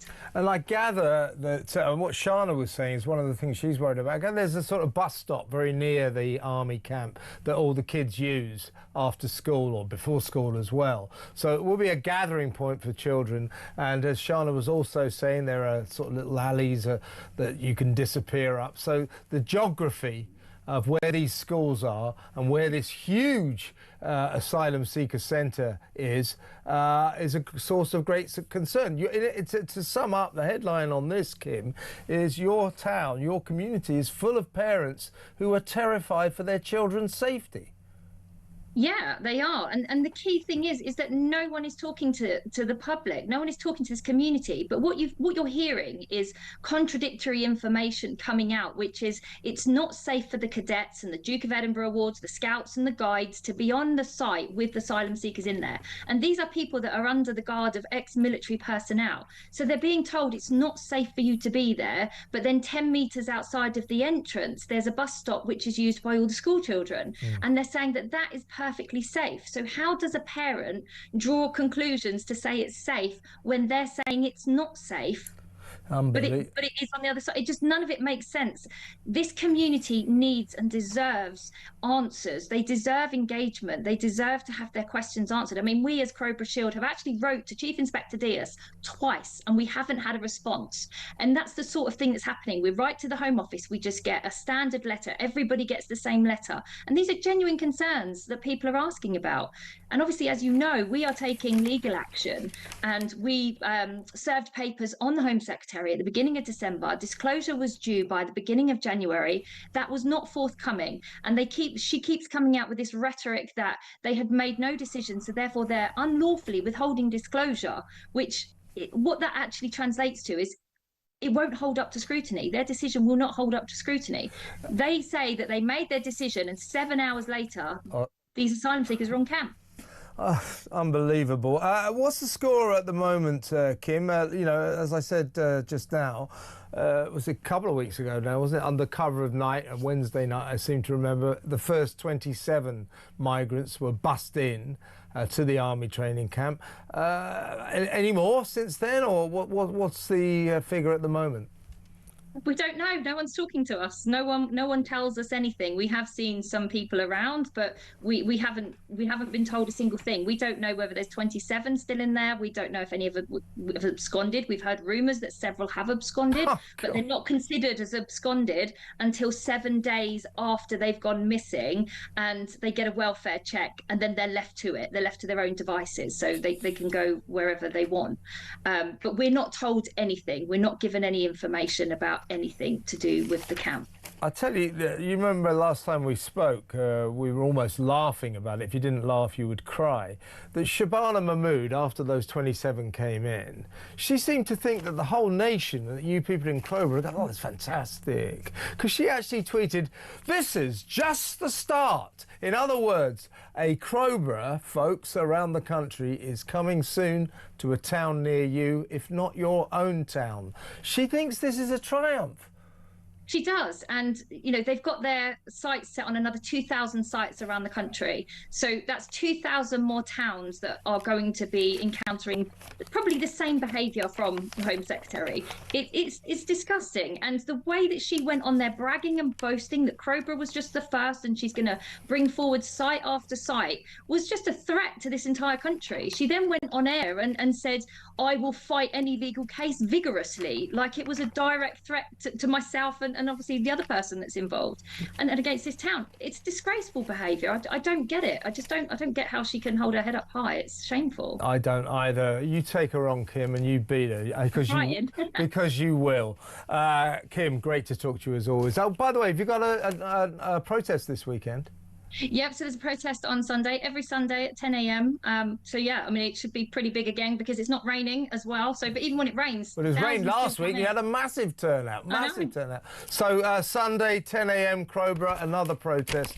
Good luck with that, and good to talk to you, Kim, as always. Kim Bailey there, chairwoman of Crowborough Shield. Amazing woman, she really is. Now, we're going to go to break now. You remember last night we did the story of the ghostly girl in the red dress who's haunting a hospice up near Norwich in Norfolk. So much so that the NHS has called in an exorcist to get rid of this evil spirit. Well, we're going to pick up on that. We're going to try and find out the history of that building, who the hell the girl in the red dress is, and how she could come to be haunting this hospice. So we'll talk about all of that next. Stay tuned.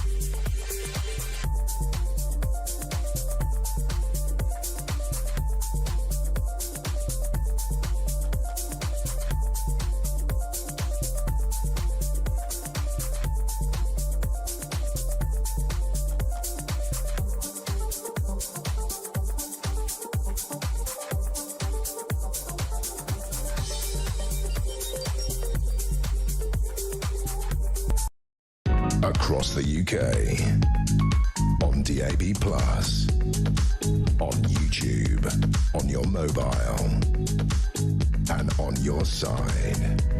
This is Talk. Welcome back. Let's talk about the girl in the red dress. Now, she has been haunting a hospice up near Norwich in Norfolk, to the extent, we talked yesterday to an Anglican priest. They've called in, the NHS has called in an exorcist to try and rid this poor hospice of their evil spirit. The building where this hospice is has an interesting history. Let's talk to paranormal investigator from the Shadow Hunters UK organisation, Sam Howitt. Hi, Sam. Hi, good evening. How are we? I'm okay. Well, how are we? I'm all right. Are you all right? I'm fine, dear. Thank you. Good. Did you see the story yesterday, or have you acquainted? I did see it. I did see it. So it was advertised in our local newspaper, and my cousin actually tagged me in it, as she knows that would be something I would be completely all over. Yeah. But yeah, I hadn't actually heard reports prior to that, so it was a really interesting read. Yeah. So what we've got here is this hospice where the patients and indeed the staff have been frightened out of their wits by this little girl in the red dress, a ghostly girl in the red dress. It turns out that this hospice is on the site of, I don't know if that's it, there's a picture of a girl there, I bet that's, now there it is. It's on the site of an old children's hospital. Now, it's called the Jenny Lind Hospital. Now, at some point, it's been there since the 19th century. And one would assume that this could be the ghost of a kid, a little girl, who died at the Jenny Lind Children's Hospital. The interesting sort of caveat is that the hospice is not actually in that building. The hospice is on the same site but is in a different building. Would a ghost, if it was in an empty building, say, "Oh, I've got no one to haunt here," would they go across to another building to try and haunt some people? Yeah, absolutely. It's all about the energy. Now, as you can imagine, as that was a children's hospital, you know, it would have had a lot of emotions going in there, a lot of heartbreak, a lot of sadness. And with the Priscilla Bacon Lodge, it's very much the same kind of energy. You know, I've been very lucky in my life that I've never had to actually visit anybody within Priscilla Bacon, but friends of mine, you know, close people around me have. And the energy that's in there would obviously pull things in and pull other spirits in too. Yeah, so yes, you are talking about, so the The hospice is called the Priscilla Bacon Lodge. And that is located very near somewhere now called the Coleman Hospital that used to be the Jenny Lind Children's Hospital, which was set up in 1854 to provide care for sick children. As I say, not so long ago, that building was abandoned, and the hospice is on the same site. So you're saying that a kid who had, shall we say, theoretically died in the children's hospital and is now a spirit would go in search of humans. In other words, would transfer over to the hospice. If you were a child, would you want to stay in a building all on your own, or would you go to places where there was love, you know, and energy and comfort and empathy? That's where you would go. You know, if that's the closest place, then absolutely, that could be where it is.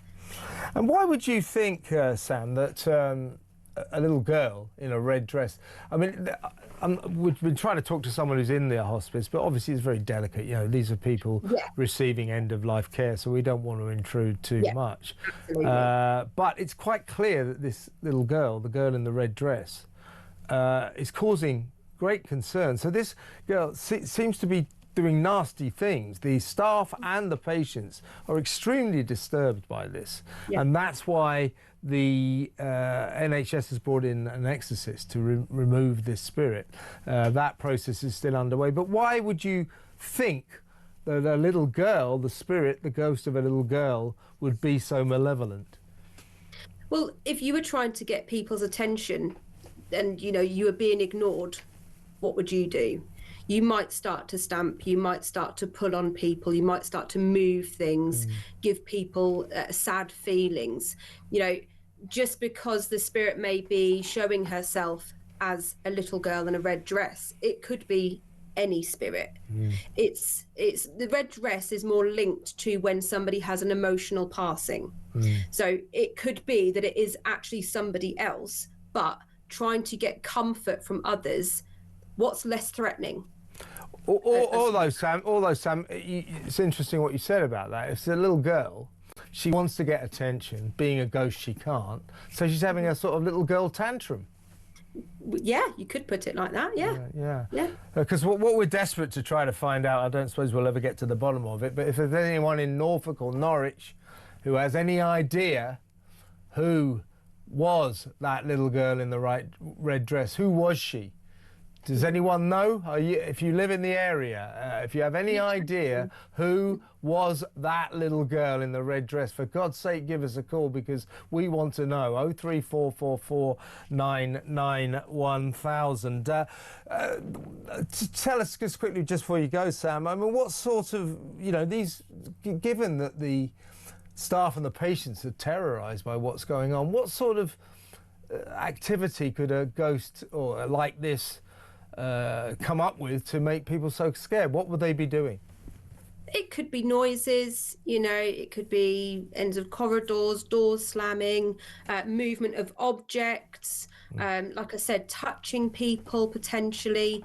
All I would just like to say, just while I've got your attention, is if there are any people who like to go and explore, please don't go to the area, just, you know, out of respect. That's a good, it's very well said, Sam. Very well said. I don't want to advertise people go, you know, and cause disturbances. Now, as a paranormal investigator, again, last question really, have you come in contact? We spoke to a Church of England vicar last night who told us about his encounter with a demon.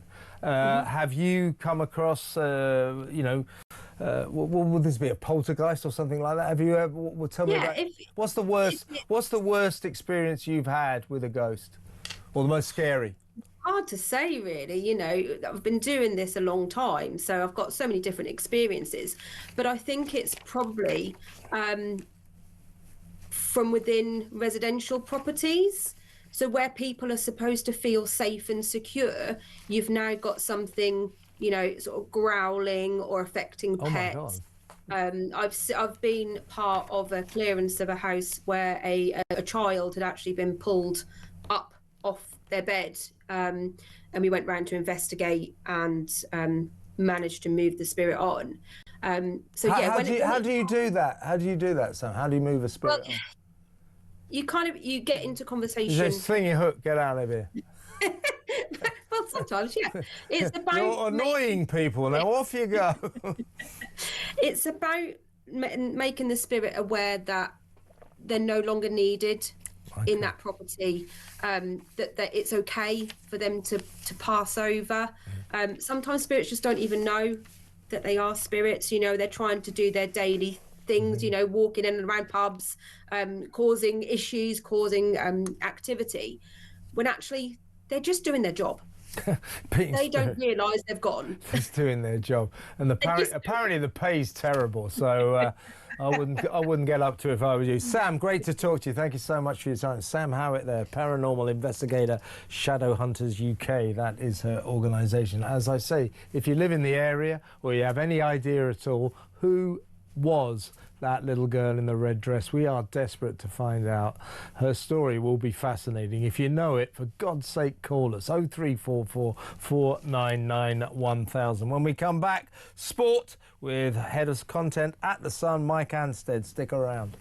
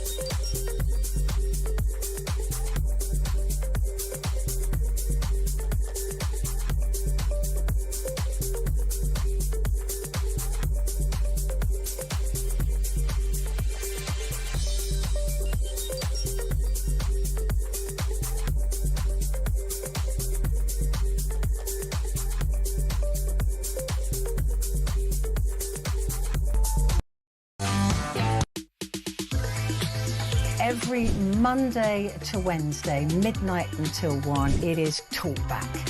Such a shortage of housing. You've got landlords, right, are taking that on board, and it's an absolute disgrace. Your stories, your opinions, it is your chance to have your say. So they're literally just being rented out as hotels, basically. Yeah, rent a load of hotels. Well, that has really shone a light for me.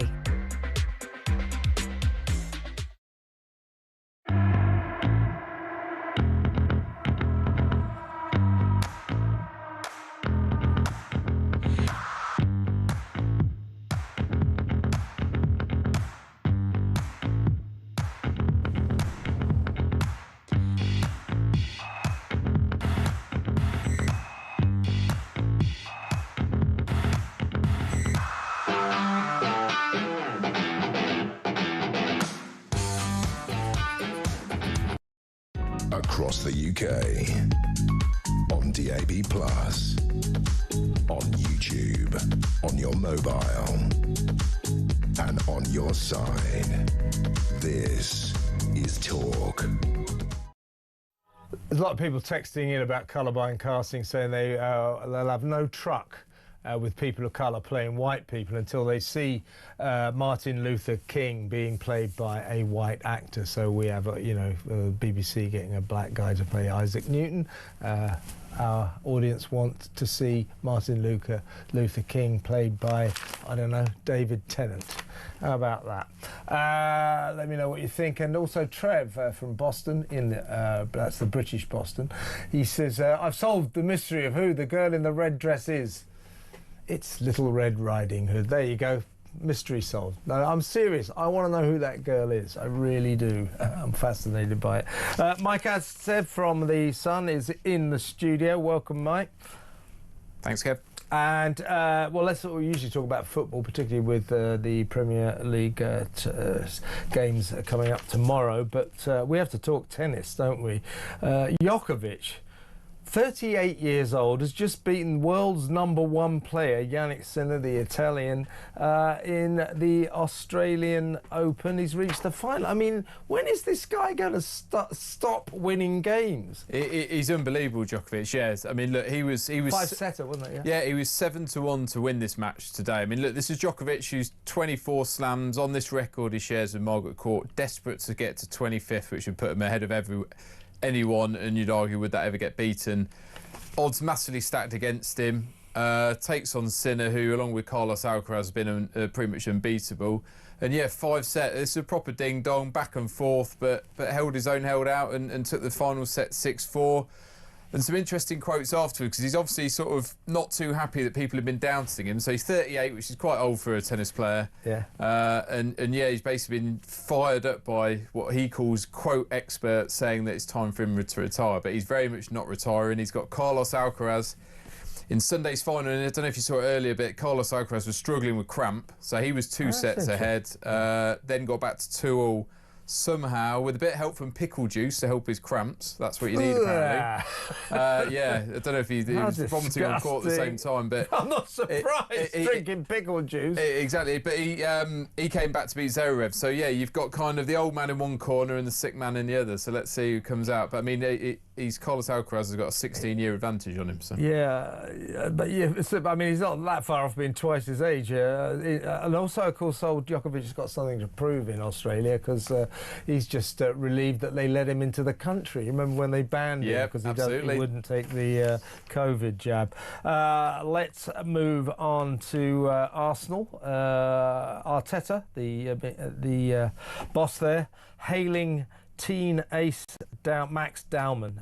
He's calling him a young Messi. Is that over the top, or do you think that's... well, the interesting say it's over the top. This came out unprompted from Arteta. So Max Dowman has basically signed... 15?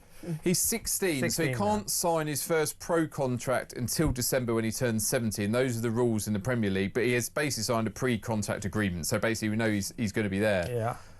Asked how good he thinks he is, and remember Arteta came out of the Barcelona academy, he says he's basically unprompted dropped Messi in there. He doesn't actually name him, but it's fairly obvious who he is. They're asking who's he compared with. He goes, well, what he's done with us at the age of 15. For me personally, I haven't seen it before, only with a guy that used to play for Barcelona, and maybe not even that. I mean, look, it's pretty obvious who's referring to. Lionel Messi, arguably the greatest player of all time. So look, this kid, he's good. Have you seen him play? I've seen him, yeah. There's not been a lot of him because he made his debut in August against Leeds. He's currently out injured, but he's looked very, very good. But Lionel Messi's a hell of a player, so it's a bit of pressure to put on him. But he obviously he rates it. It's normally our job to sort of overhype these players, and then they end up playing for Colchester in 3 years' time. But you know, Arteta's come out and said it, so look, there he is. So I mean, when can he run out in the Premier League then for Arsenal? Is he? No, he's played in the Premier League. Made his debut in August against Leeds. Yeah. So he's 15 years, 235 days. Will he play against Leeds tomorrow? Do you think? No, he's currently out injured, but he's back soon. So no, he has already played. Been played a few games earlier this season. Played in the Champions League, Carabao Cup, and stuff. But I missed that because I'm allergic to Arsenal. Them and Chelsea and Spurs, all London teams apart from Fulham.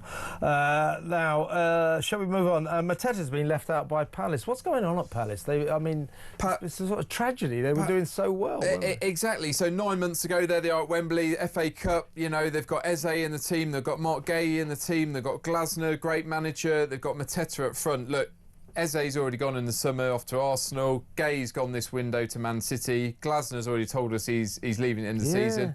Looks like Mateta might have played his last game for the club. So he's been left out of the squad for Sunday's game against even worse. Forest, which coincidentally one of the teams trying to sign him. So Palace fans might never see him again. We know AC Milan in for him. A couple of other clubs sniffing around. We've got Monday's deadline coming up. So we expect Mateta will end up somewhere either in the Premier League or potentially Italy.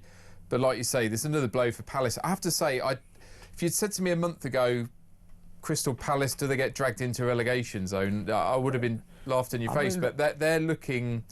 If I was West Ham, I think they're now one of the teams I think, will they sink? Because I think they've got a manager who's going, all their stars are going. I think if you're a player left in the dressing room that's going to be a bit kind of fraught now, and the manager's maybe having a pop at people, they turn around and go, well, why does it matter to you? You're leaving at the end of the season. Exactly right. So, it's impossible for a team to prosper if the manager says, I'm going at the end of the season. Exactly. Of course, players want to impress the manager, you know, so they can play next season as well. If the manager's going, they got no incentive. Adam Wharton, one of their remaining stars, England midfielder, got sent off the other week. So, yeah, it's chaos there. They're on 28 points, I think, but, you know, you probably need around 40 to stay up. They came to, I mean, they're a bit of a bogey club for Fulham anyway, but they came to Craven Cottage earlier in the season. I had the misfortune to be there. I seem to remember they won 4-1 or something. They took us to the cleaners. Very good on the break. Good little outfit. And now that's it. They've gone from being this incredible team with great players, really well. I mean, look, they've made a massive success of 3-4-3, where Ruben Amorim lost his job for persevering with 3-4-3. Glasner's really made it work. And you now fast forward to today, and you think, how have you managed to get in such a mess over such a short period of time? But exactly right. Nuno might be in trouble if Chelsea beat West Ham tomorrow. Oh, you had to bring that up with me as a West Ham fan, didn't you? We are banging trouble. That's why I brought it. We are banging trouble. But Adama Traore is going to make his debut, and Nuno says, well, I can't quite reveal this, but he says something about rubbing a certain.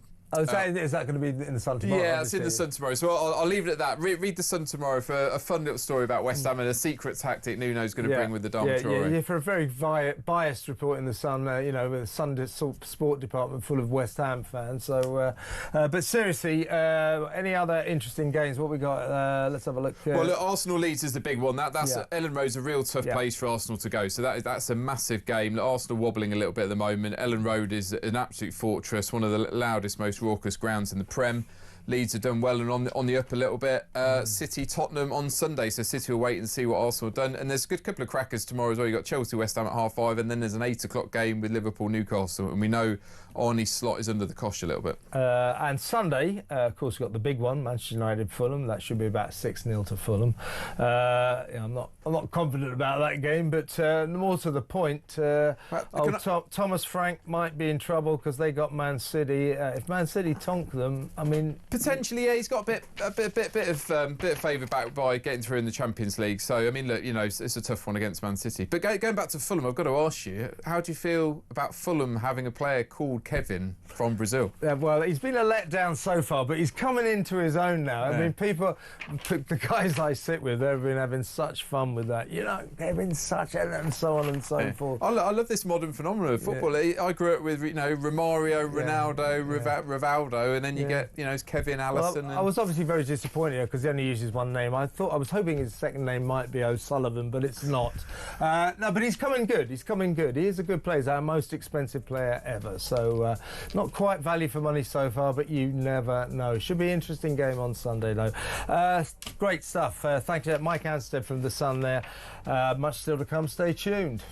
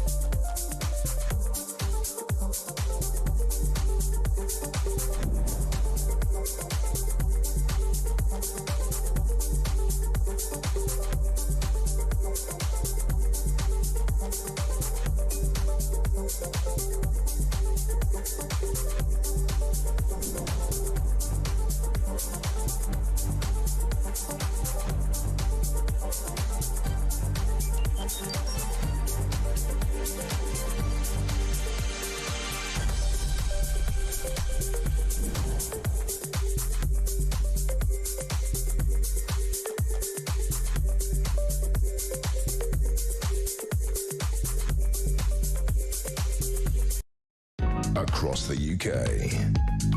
On DAB+, on YouTube, on your mobile, and on your side. This is Talk.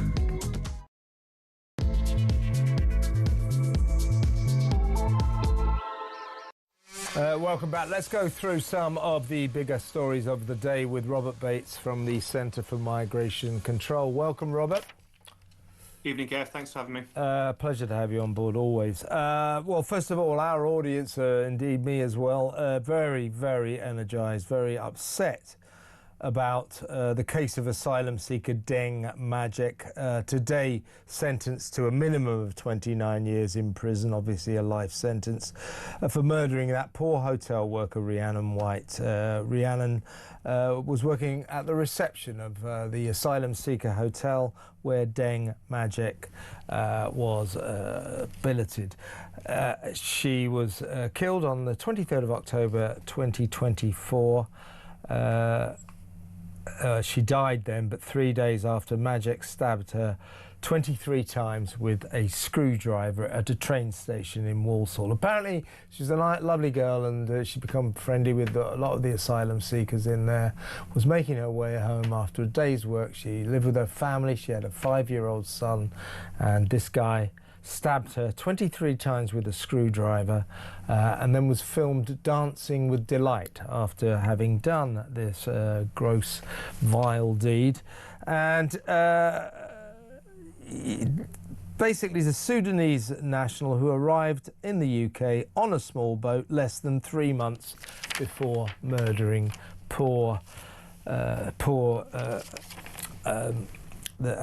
poor victim, that poor girl, Rhiannon White. So he came on a small boat, was put into this hotel, and then did this. And I'm afraid this is the tip of a growing iceberg, isn't it? Your thoughts? Yeah, well, I think first of all, listening to some of the comments made by Rhiannon White's family, you do realise just the sheer reverberation that these kind of crimes can have.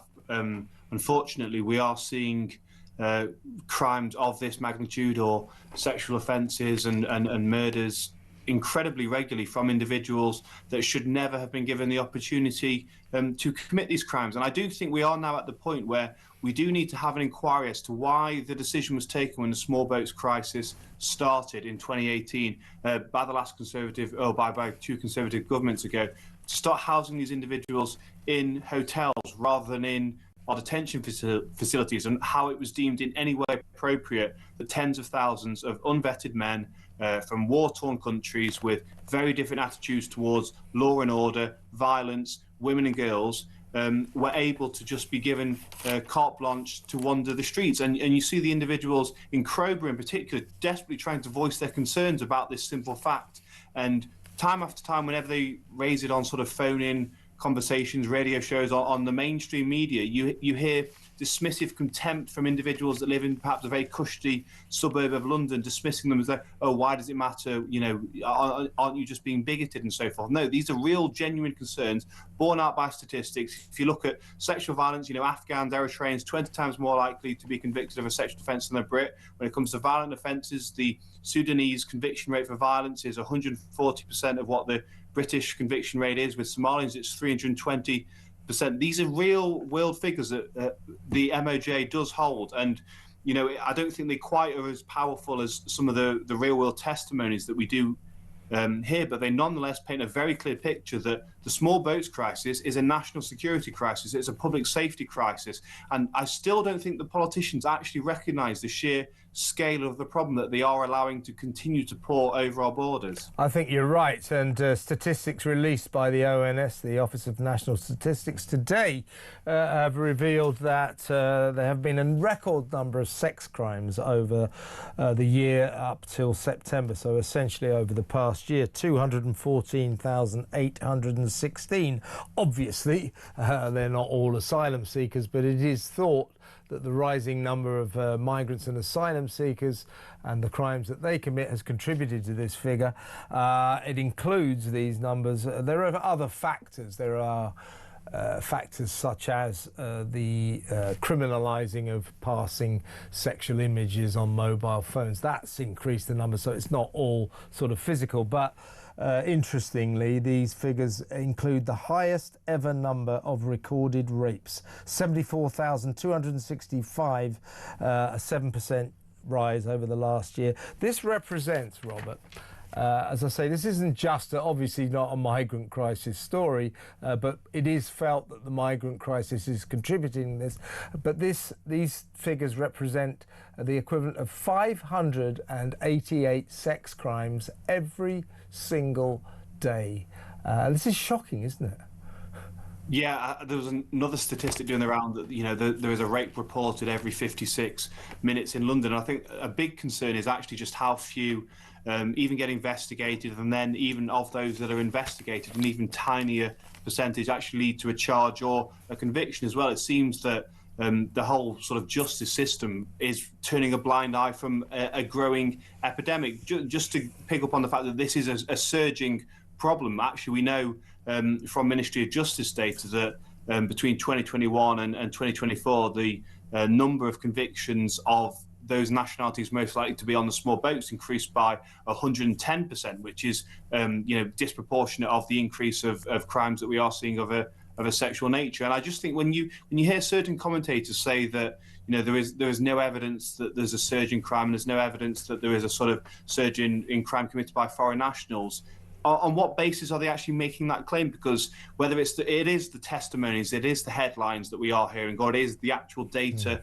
that we are being given by the ONS and the Ministry of Justice, it all points to a growing problem here. And on the migration point, there seems to be no levers to address it. But more broadly, I don't know what measures the police or the Home Office are actually looking to implement to actually clamp down on what seems to be an escalating, almost unprecedented crisis in this country, which is sexual assault and sexual offences, rape and so forth are surging. And it's not just, of course, those heavy, the hard end of those crimes as well. It's the leering that many females feel that they experience walking down the street. It's the inappropriate comments. It's the kind of threatening behaviour that they do experience as well. This is a real problem. And many streets in London now, simply females do not feel safe walking down on their own after a certain hour. And I think that's a real shame that Britain in 2026 is a country where females do not feel safe walking down the road. I think that's a really sad indictment of where we are as a country.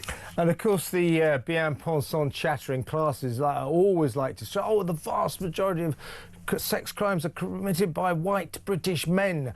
Yeah, that's because the vast majority of people in this country are white British men, or at least the vast majority of males. But the number of sex crimes committed by migrants and asylum seekers and foreign nationals is disproportionate to a huge extent. We have imported a sex crime epidemic. There is no doubt about that to me, Robert. Talking of this very problem, I just spoke to Kim Bailey, the excellent chairperson of Crowborough Shield down in Crowborough, where the residents are getting ready for 540 migrants, asylum seekers, to be moved into the local army training camp. They're not sure how many are in so far. I think it was last Wednesday week, under the cover of night, 27 were bussed in. The people there have been kept in the dark. They don't know how many are in yet, but in the end, before too long, there'll be 540 in a town of 22,000. That's a huge number. 540, all male, all young, all sexually active age, and the residents and parents there are terrified. I spoke to a woman last night called Shana, who's taken her 6 children out of school there. Apparently, Kim Bailey was telling me, lots of parents are going to take their children out of the local schools because they are adjacent to the army camp there, and the bus stops the kids use are right next to the army camp. So you've got this town, this pretty little town in East Sussex, until a year ago, a happy little place, typical, parochial, lovely English town, and now you've got a community full of terrified parents who are taking their kids out of school because soon that town will be infested with 540 young foreign males with nothing to do but hang around on street corners. Nobody's saying they're all sex offenders or potential sex offenders. Of course, that would be a grotesque thing to say, but you know what's going through these parents' heads. As you like to say, those people in Crowborough should not have to live like this, should they? No, it's heartbreaking that they are feeling that they have to take these measures. And of course, you know, not every single individual is a would-be or a sex offender. But the fact is that these are individuals that aren't known to the individuals that live in Crowborough. They aren't known to the community there, and they're not even known to the Home Office. And they're not even actually, in many cases, known to the country of origin from which they've come. And there is very little, if anything, known about their background, their criminal history, what might be their motivating factors for coming to the UK. And that is an incredibly concerning thing. And I think this doesn't get picked up on enough by those left-wing commentariats in the media when they sort of say, oh, well, you know, how do you know that they're sex offenders, or does it really matter that you don't know their background and they might be unvetted? Yes, it blooming well does. Yes, it does. Yeah, this is the kind of thing that, you know, if that information was to ever become available, I think many people would say, well, we need to be having a completely different approach to how we deal with these individuals. And I think actually that what we're seeing in Crowborough really is a phenomenal pushback against a Home Office that has become increasingly dangerously heavy-handed actually in the way it deals with local communities. If you thought the way they treated the individuals in Epping as they were protesting after that sexual assault by Hadish Kabatu was appalling, what we're seeing in Crowborough is individuals being snuck in the dead of night, no information being given to local authorities, no information being given to officials or residents, and they're having to actually raise this issue themselves, and they're doing a blooming good job of doing so, because I think the way the country feels as a whole now is that this is such a threat, this is such a scary proposition that you would just have hundreds of individuals from countries with very culturally distant attitudes dropped on your doorstep overnight. And I think actually this is going to be a running sore for the Home Office. I think they've picked on the wrong community, it seems. I think you're right. There's going to be another big protest on Sunday, and Crowborough has become the focal point for massive, escalating national discontent about this. A government riding roughshod over the wishes and desires and the happiness of communities with all of this. Lastly, Robert, I'd love to get your take on a story that we kind of broke yesterday. I spoke to two representatives, co-founders of an organisation in Birmingham called the Independent Candidates Alliance. They are both Muslim activists, and they are going to field this organisation. They revealed to me that at the local elections in Birmingham, they're going to field 60, maybe more than 60 candidates. They insist they're not all Muslims, but you and I know if they say there's 60 candidates, 58 will be Muslims. They will be Muslims. This is, people fear, a Muslim takeover of Britain's second city. And we know what we're talking about. These two guys, well, look, I'll play you. This is, one of them is a guy called Shakil Asfar. And one of the candidates they're putting up of their 60 people, independent candidates, read for that, Gazan Muslim candidates. One of them is a guy called Shahid Butt, who's a convicted terrorist who did time in jail in Yemen for his part in a plot to bomb, maim and murder innocent victims. He's going to be one of these councillors they put up. But before I get your thoughts on this, this is Shakil Asfar, co-founder of the Independent Candidates Alliance in Birmingham, talking to me last night. I absolutely believe the innocence of Shahid Butt. He was in a kangaroo court at the time. Even Amnesty International at the time recognized that this was a sham trial, and these people were being vilified for being British citizens. Because as you know, at the time, there was quite a lot of political conflict with the British, and Shahid Butt, unfortunately, was at the wrong place at the wrong time, and within his naivety, was sucked into something. And the other guy there is Ahmed Yaqub, the lawyer who at one point represented those two Muslims accused of attacking the coppers at Manchester Airport. So these two guys are the co-founders of the Independent Candidates Alliance in Birmingham. They're going to field more than 60 candidates at the local elections. And locals fear this is a Muslim takeover bid. Something's going on there, isn't it? Yeah, well, I like his comment. First of all, even Amnesty International admitted that this guy had a kangaroo court. I don't think actually the idea that Amnesty International are going to take any side apart from an individual that is perhaps a bit untoward is surprising. But I think what this shows is just an increasing sectarian elements sneaking into British politics, and it is something that we saw first really jumping onto the equation in 2024 and the general election and the Gaza independence. And the real point here is actually, when we reach this point and we see large groups of individuals who are representing sort of certain sects of society, that means the national interest is playing a very, very distant second. The conversation about how to make Britain better is foregone in place of conversations as to the situation in Gaza or Pakistan or an airport in Kashmir and so forth. And I really think that actually this is something that is going to be increasingly destabilising of our democracy. If we're not able to have conversations about how to start improving public services in this country, we're not able to have conversations about what is the national interest of people that live in this country. And instead, it's being increasingly distorted by influencers and individuals that have other sort of interests across the world.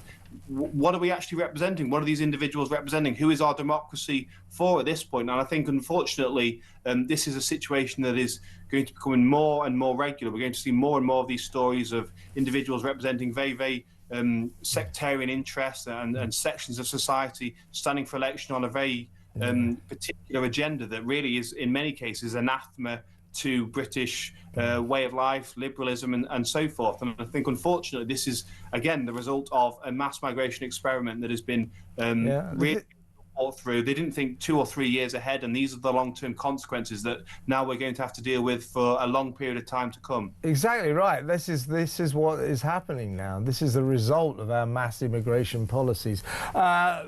Robert Bates, thank you so much. Always good to talk to you. Robert Bates there of the Migration Centre for Migration Control. Got to break a big story that has shocked me because I sort of knew her a bit. Legendary actress Catherine O'Hara, of course, star of Home Alone and Schitt's Creek, has died, aged 71. The Sun breaking that story. Now we're breaking it. The cause of death is not known. I met her. I interviewed her for Home Alone all those years ago. She was a force of life. She really was. She was unbelievable. My God. So she passed away this morning. Actress Catherine O'Hara has died aged 71. Let's go to break.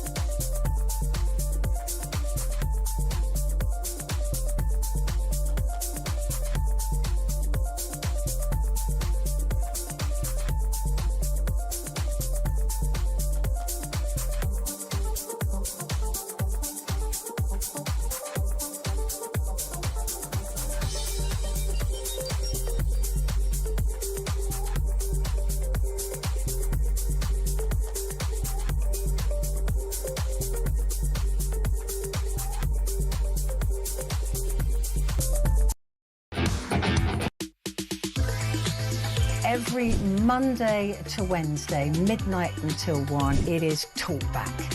Such a shortage of housing. You've got landlords, right, have taken that on board, and it's an absolute disgrace. Your stories, your opinions, it is your chance to have your say. So they're literally just being rented out as hotels, basically. Yeah, rent a load of hotels. Well, that has really shone a light for me.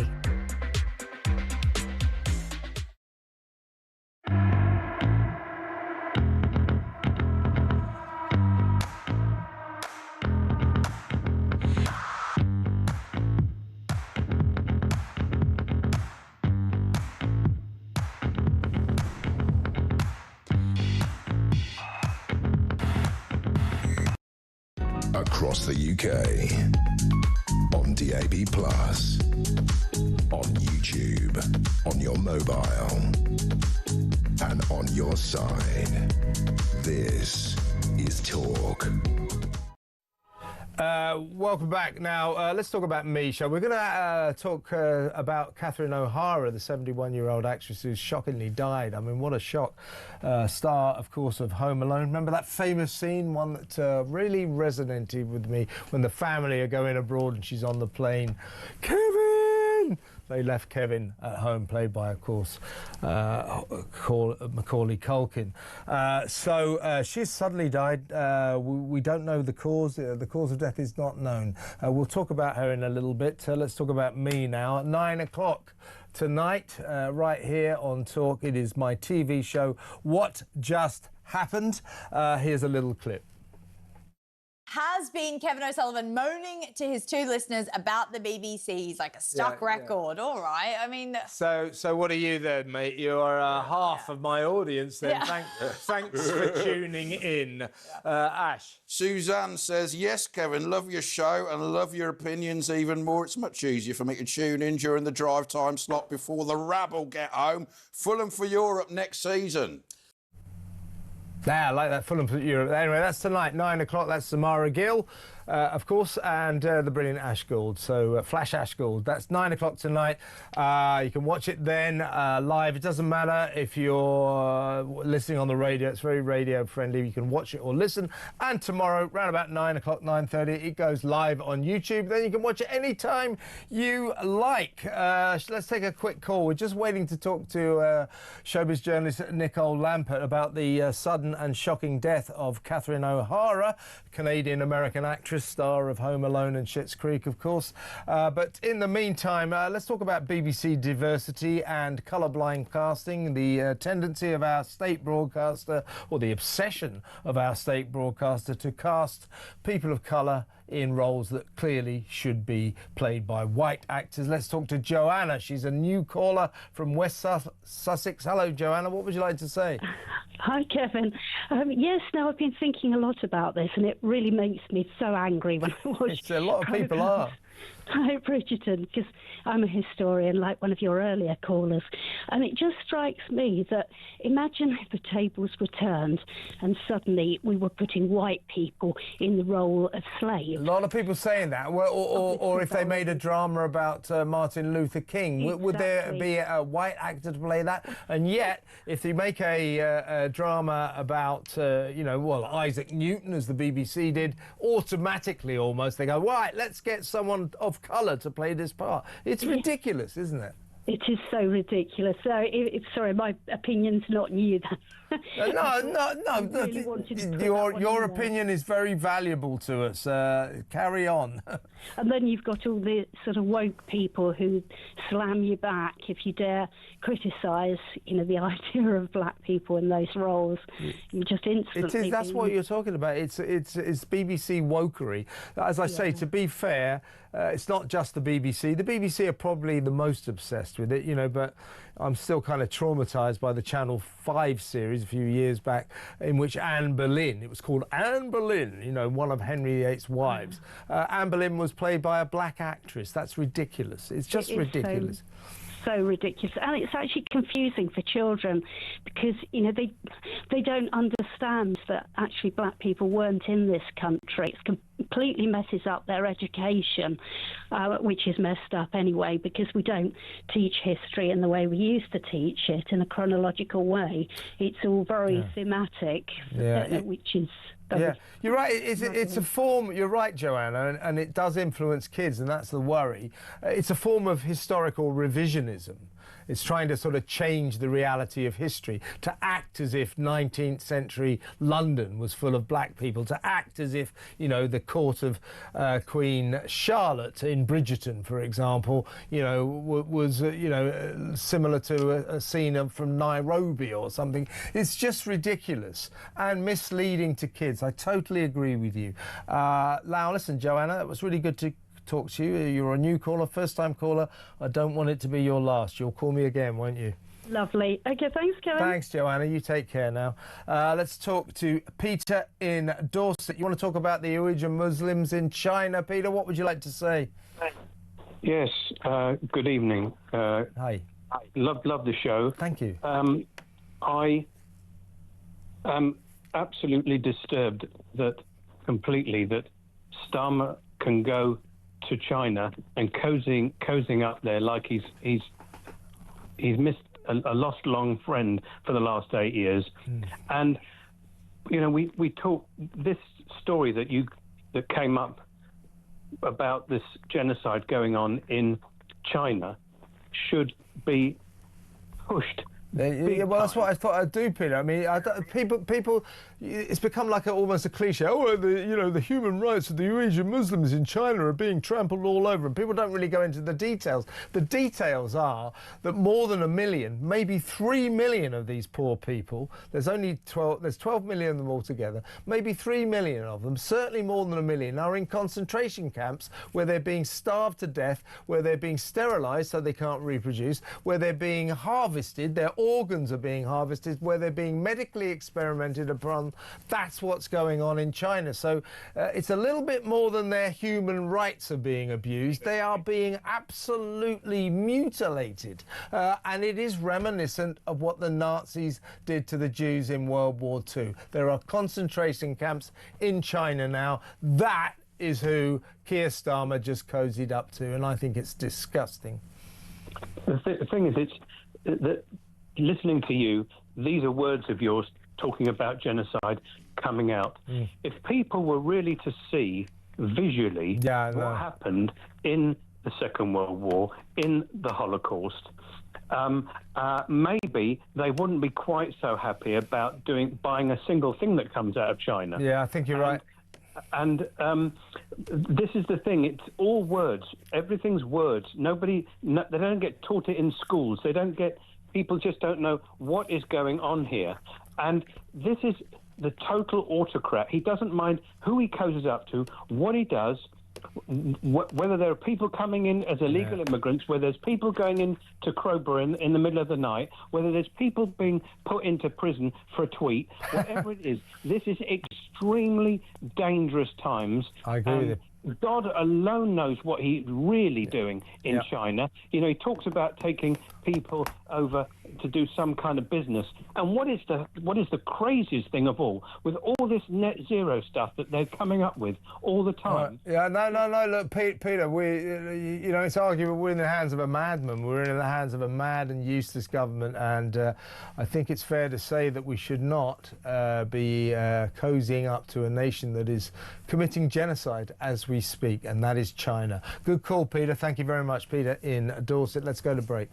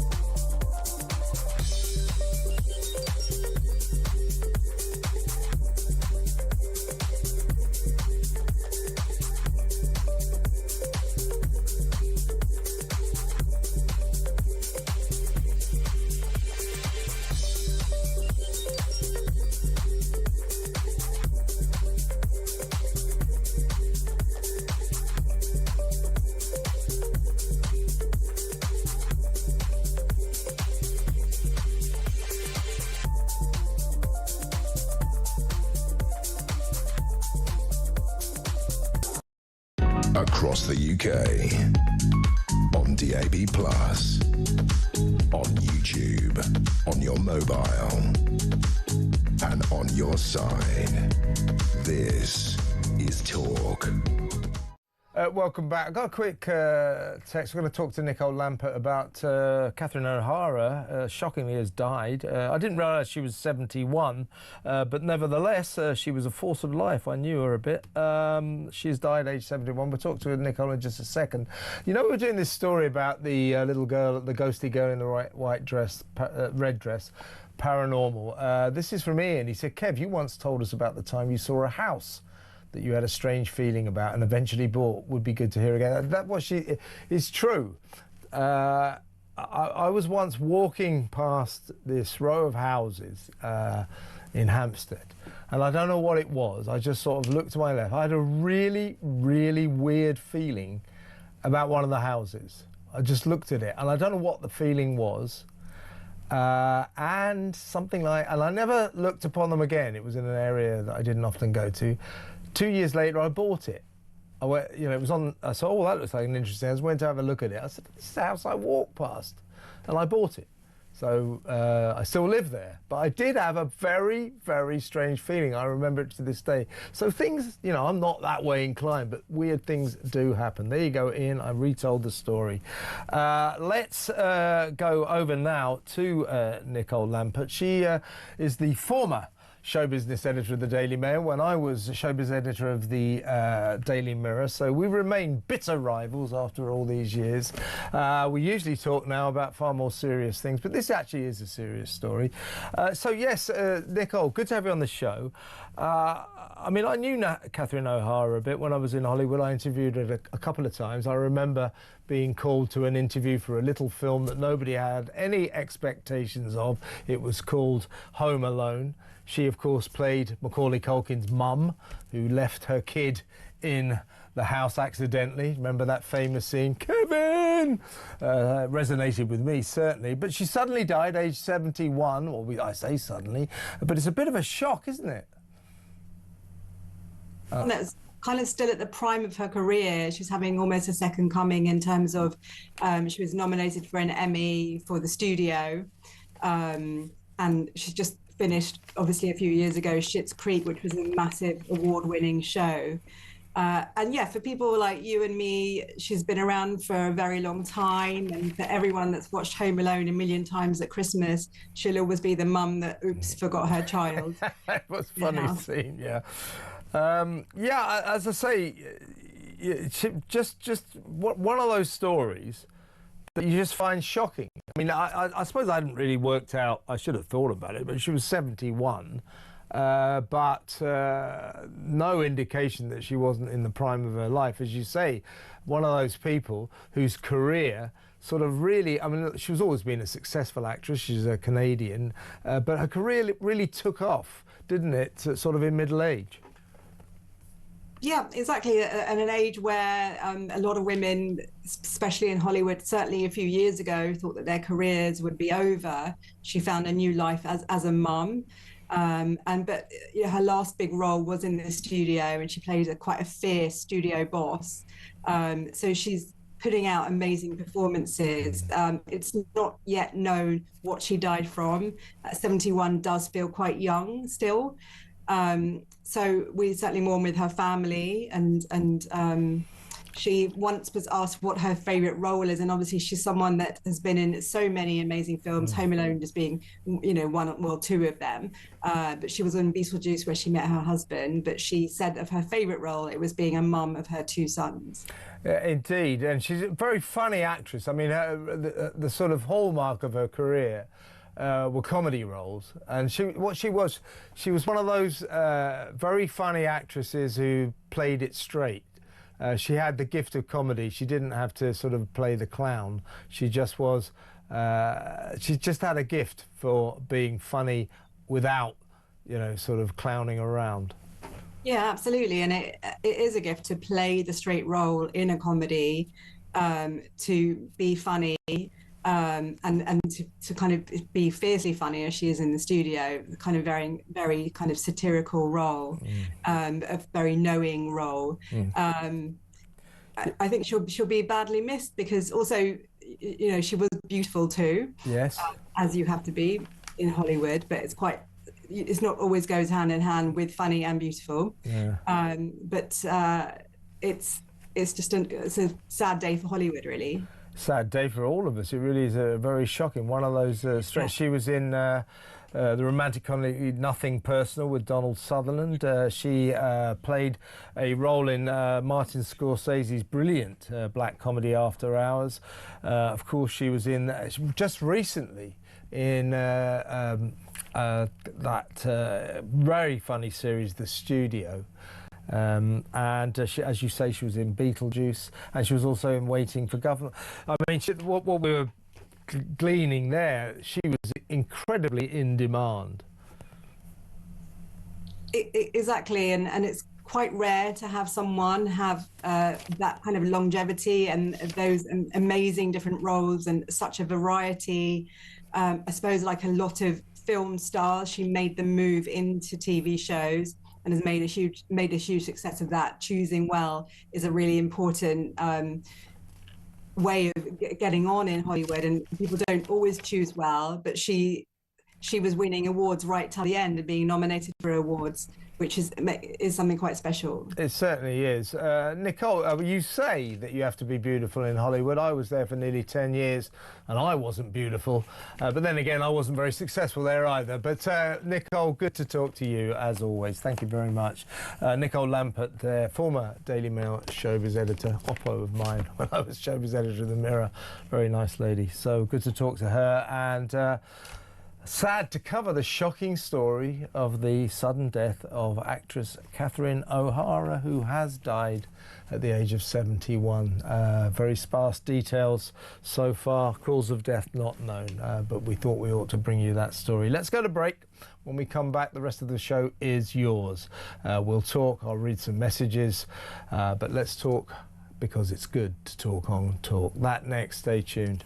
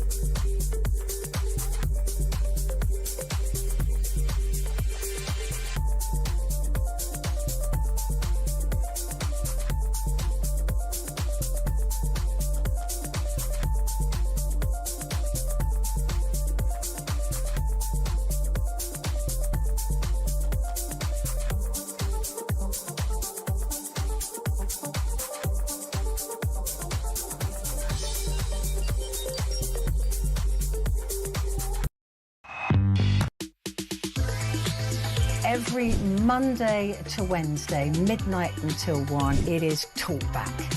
Such a shortage of housing. You've got landlords, right, have taken that on board, and it's an absolute disgrace. Your stories, your opinions, it is your chance to have your say. So they're literally just being rented out as hotels, basically. Yeah, rent a load of hotels. Well, that has really shone a light for me. Across the UK, on DAB+, on YouTube, on your mobile, and on your side. This is Talk. Welcome back. Now, I have another show. It's on right now if you like. You can go to YouTube. Actually, don't go now. Don't go now. You've got to watch the rest of my show. But on YouTube, anytime you want, but it's on there now, is this week's edition of Plank of the Week, which I host. Here's a clip. Because, you know, everyone knows that William Shakespeare, they don't know what he looks like. We've all seen his mug. You know, it comes from Stratford-upon-Avon, working-class man, completely changed the way that, you know, sonnets were written and plays were put on. Just amazing. The Bard. Changed the language. Changed the language. Just utterly sensational, known the world over. So old Irene here, I don't know how the left wing get these books published. Do you know what I mean? It's mad. The publisher goes, oh, that's a good idea. Said, oh, I want to write a book that Shakespeare was actually not only not a man, he was a woman. Not only was he not white, he was black. He was also Jewish. Yeah. And like make him a paraplegic. That's a hat trick. Convert, and it's the whole world. But of course he wasn't a black Jewish woman. Alex is wrong. Shakespeare was a black Jewish woman. You know, a feminist author called Irene Coslet has written a book in which she says that William Shakespeare, that bald guy with a beard that we all know, wasn't in fact the author of those brilliant plays. It was a black Jewish woman poet. Believe that, and I've got some swamp land to sell you in Florida. Believe that and you believe anything. That's Alex Phillips, of course, who'll be taking over the helm of the Good Ship Talk in about 15 minutes for 3 hours. My show, The Political Asylum. So she's now hosting that, and she'll be hosting it tonight in her inimitable, brilliant style. Alex will be in the studio in a little while to tell you what she's got lined up. But in the meantime, let's spend the rest of the show in your company. I'll read some messages out here. Seuss has written in Sue's, I guess that is. Sad news about Catherine O'Hara. She's my age and I haven't made a movie yet. Geez, time is running out. Me neither, Suze. Roderick Thorpe says, if you want to watch the BBC, you deserve all you get. Don't complain, just don't watch it. It really isn't worth it these days.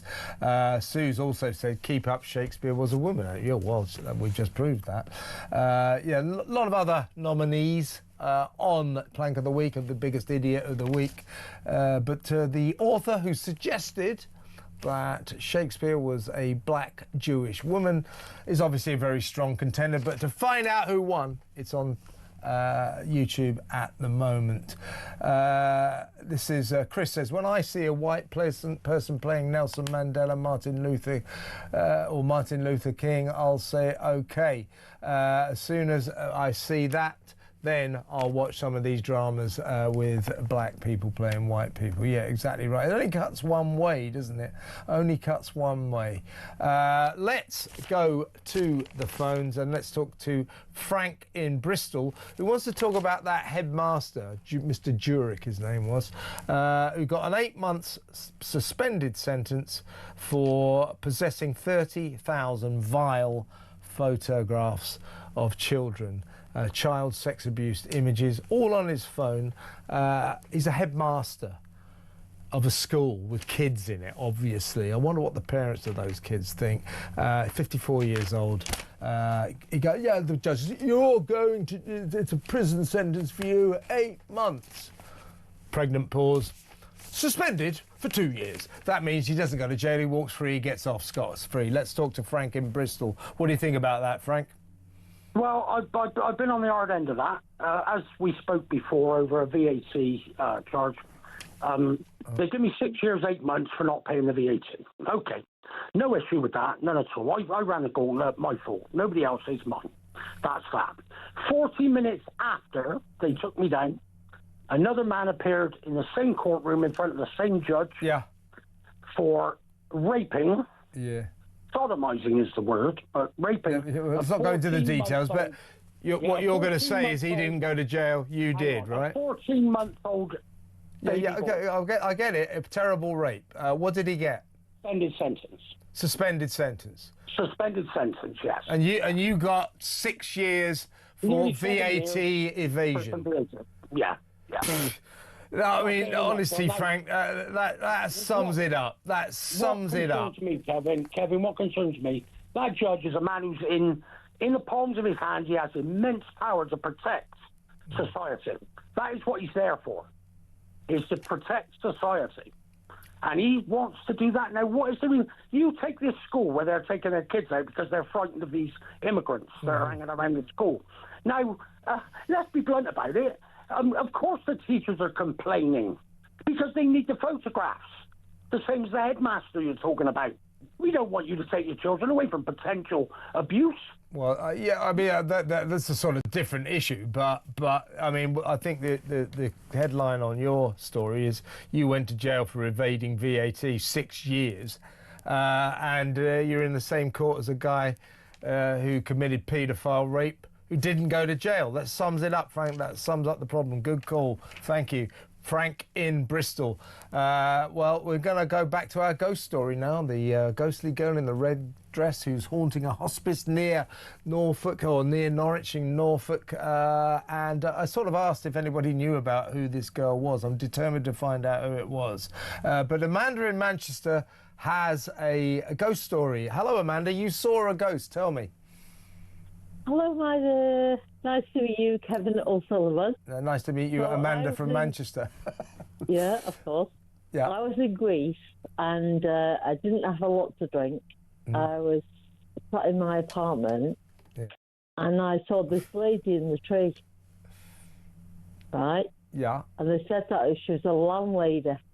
Like a long yard, like, you know, where... Hang on, so this was off the coast of Athens. Where were you when you saw this? Agina. Okay. And you saw it off the coast, What did you actually see then, Amanda? I seen the lady in the tree. A lady in the tree off the coast? So No, it was on the outside coast. my It was on the apartment. coast of Athens. A lady in a tree. What was she doing? She was stood there, like, in a uniform, with like a brown uniform. Wow. And then I went outside and said, I think you're very drunk, but I wasn't drunk. No. I travelled, like, many miles and stuff. And I do believe... So in you went ghosts. out to see the lady in the brown uniform. Did you say anything to her? Go out. No, she just appeared. She disappeared.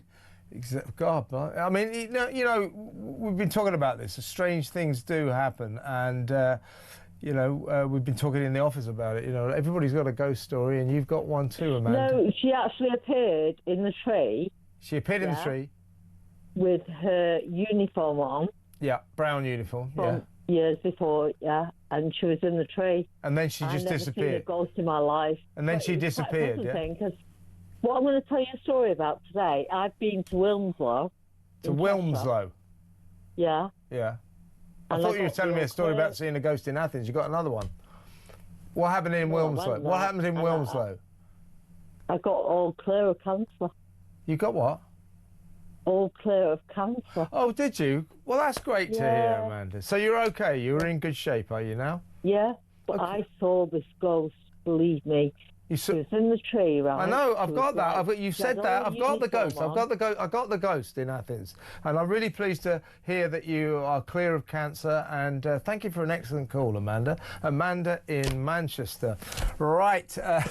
Let's go to Grace in London, who wants to talk about our ghost. Hi, Grace. You have a theory? What do you think it is? Oh no, I don't have much of a theory. I think that it's really difficult. You think the NHS shouldn't be spending money on exorcising an exorcist to get rid of this, what they think is an evil spirit in this hospice? Yeah, I kind of do think that. I mean, if an Anglican priest wants to go and visit and pray over the place... Well, it would have to be... apparently, the Catholic priests are better at exorcism.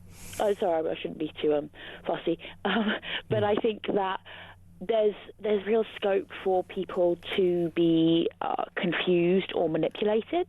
I do think that, though I cannot begin to get my head around it, there is such a thing as a God, a creator, and there could be spiritual forces. But there's also, with things like ghost sightings, quite a risk that some people could be taken advantage of. Yeah, but let's be fair, Grace. You know, you're talking about serious NHS staff at a hospice, administering end-of-life care to patients. You know what a hospice is, you know, and I don't think the NHS has done this lightly. These people are terrified by what's been going on, and I don't think we should dismiss it. You know, you know me, I'm not exactly a massive fan of the NHS, but I don't think they've done this lightly. Something's going on there.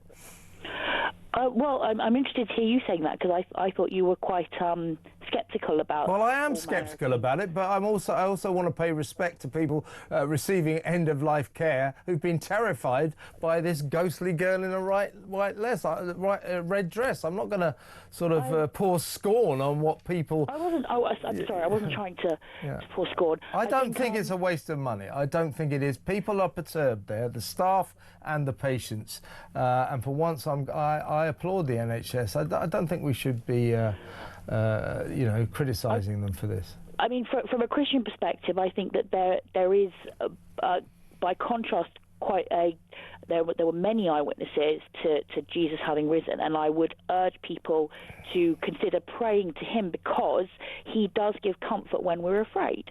And so I would hope that this hospital would also seek to provide chaplaincy. Well, you see, look, there's your original ghost story. You know, the guy who came back from the dead at Easter. What a terrible way to spend Easter that was, by the way. Did you see on the BBC recently there was a documentary about a shaman in Hampstead? Oh yeah, I know that. Sorry. Listen, Grace, I've got to move on, but thank you for another one of your excellent calls. Grace in London. Now, I'm going to take another couple of calls before the end of the show when Alex Phillips will take over. But big film release. It's the Melania Trump story. So Melania, it's going to be available on Netflix, I do believe. Let's just play you a clip.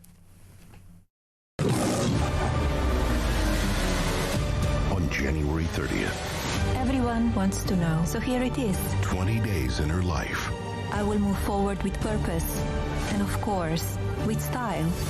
Witness history in the making. I feel energized to serve the American people. Here we go again. Don't put that on tape, please. Please do. Melania, exclusively in theaters January 30th. It's in theatres. It's not Netflix, apparently it's Amazon, so it's available at a television screen near you or your local cinema. Of course, Donald Trump gave a big sort of premiere reception party at the White House last night. There they are. Now, The Hollywood Reporter has delivered its review. Its critics said that this film is so bad that if they played it on an aeroplane, the audience would still walk out. But hey, who am I to know? I haven't seen it. I'm going to rush home and see it right now. No, I'm not. Right, you can though if you want. Melania in all her glory. My wife is obsessed with Melania. A lot of women are obsessed. I think she's really, really stylish. She's an interesting character, and she's got an interesting husband. But Melania, out now. Apparently brilliant or not brilliant, depending on what you might think. Maybe go and see it, let me know. Let's talk to Georgina in London. Hi, Georgina. Hi, Kevin. I'm ringing about the two gentlemen that you had on your show last night. Yeah, great, weren't they? Honestly, I was captivated. Not this Shakil Afsar is the Independent Candidate Alliance. I saw a video with this chap on it, and he was quite animated when he said that he wasn't here to take part. He was here to take over, and that's for all. Did he say that? I mean, that was the subtext. He said it. Interesting. Interesting. So that's very interesting. And the fact he doesn't like Zionists, he detests them. Well, I don't like what he stands for either, so we can stick that in his shisha and smoke it. I mean, I'm terrified. I don't know if he smokes shisha pipes, let's be fair. Look, the thing is, what's going on here, Georgina, these two guys, Ahmed Yaqub and Shakil Afsar, they're running this organisation called the Independent Candidates Alliance. More than 60 candidates will be fielded by them. You know, they're not all Muslims, they say. They nearly all will be. This is a bid. This is a takeover bid. This is the battle for Birmingham, and I think it's the battle for Britain's soul as well. This is deeply concerning. These two guys thought that Craig Guilford, that shameful, disastrous, horrible cop who skipped to the beat of the Islamic extremists in Birmingham at the expense of everyone else, they think he was a hero who's been very badly treated. They also think that not only should was it right that Jewish football fans were banned from Aston Villa, they think that Jewish sports fans should be banned from everywhere, and Jewish football teams, Jewish sports teams should be banned from everywhere. That's the kind of people who want to take over Birmingham, and I think that's worrying. Well, it is really worrying. I mean, I sent you a video of a Lebanese lady. I sent it on X to your personal account. I don't know whether you've seen it, but this woman said that what's happening in Britain now is what happened in the Lebanon. And a lot of people don't realise that the Lebanon was a majority Christian country, and the Lebanese government welcomed Islamic radicals into their society. And after years, when the Muslim population had outbred the indigenous population, they turned on the Lebanese Christian community, and here started the problem. And this is the problem that we are going to have to face in the future if we don't put a stop to it. You know, we are facing the Islamification of that's what's going on, Georgina. This is the Islamification of Birmingham. It is happening, folks. The battle for Birmingham, the battle for Britain's soul. That's what's going on in Britain's second city, I promise you. Georgina, great to talk to you as always. Thank you for another excellent call. Alex Phillips is in the studio. All right. Do you see this story we did last night? I had these two guys who are running the Independent Candidates Alliance. They're going to field more than 60 councillors. Was it Yaqub, my little mate? Yeah, Yaqub. And the other one, Shakrim Aksar. And they say, oh, they're not all Muslims. Yeah, well, I bet you're about 50. They will be. They will be. But this is the Islamification. Yeah, they of know Birmingham. what they're doing. There's a Muslim voter organisation as well. When you look at some of the organisations that Muslim Vote are affiliated with, I'm pretty sure some of them were on Michael Gove's this lot should be prescribed list. It's terrifying because we are getting sectarian politics. No one's doing anything about it.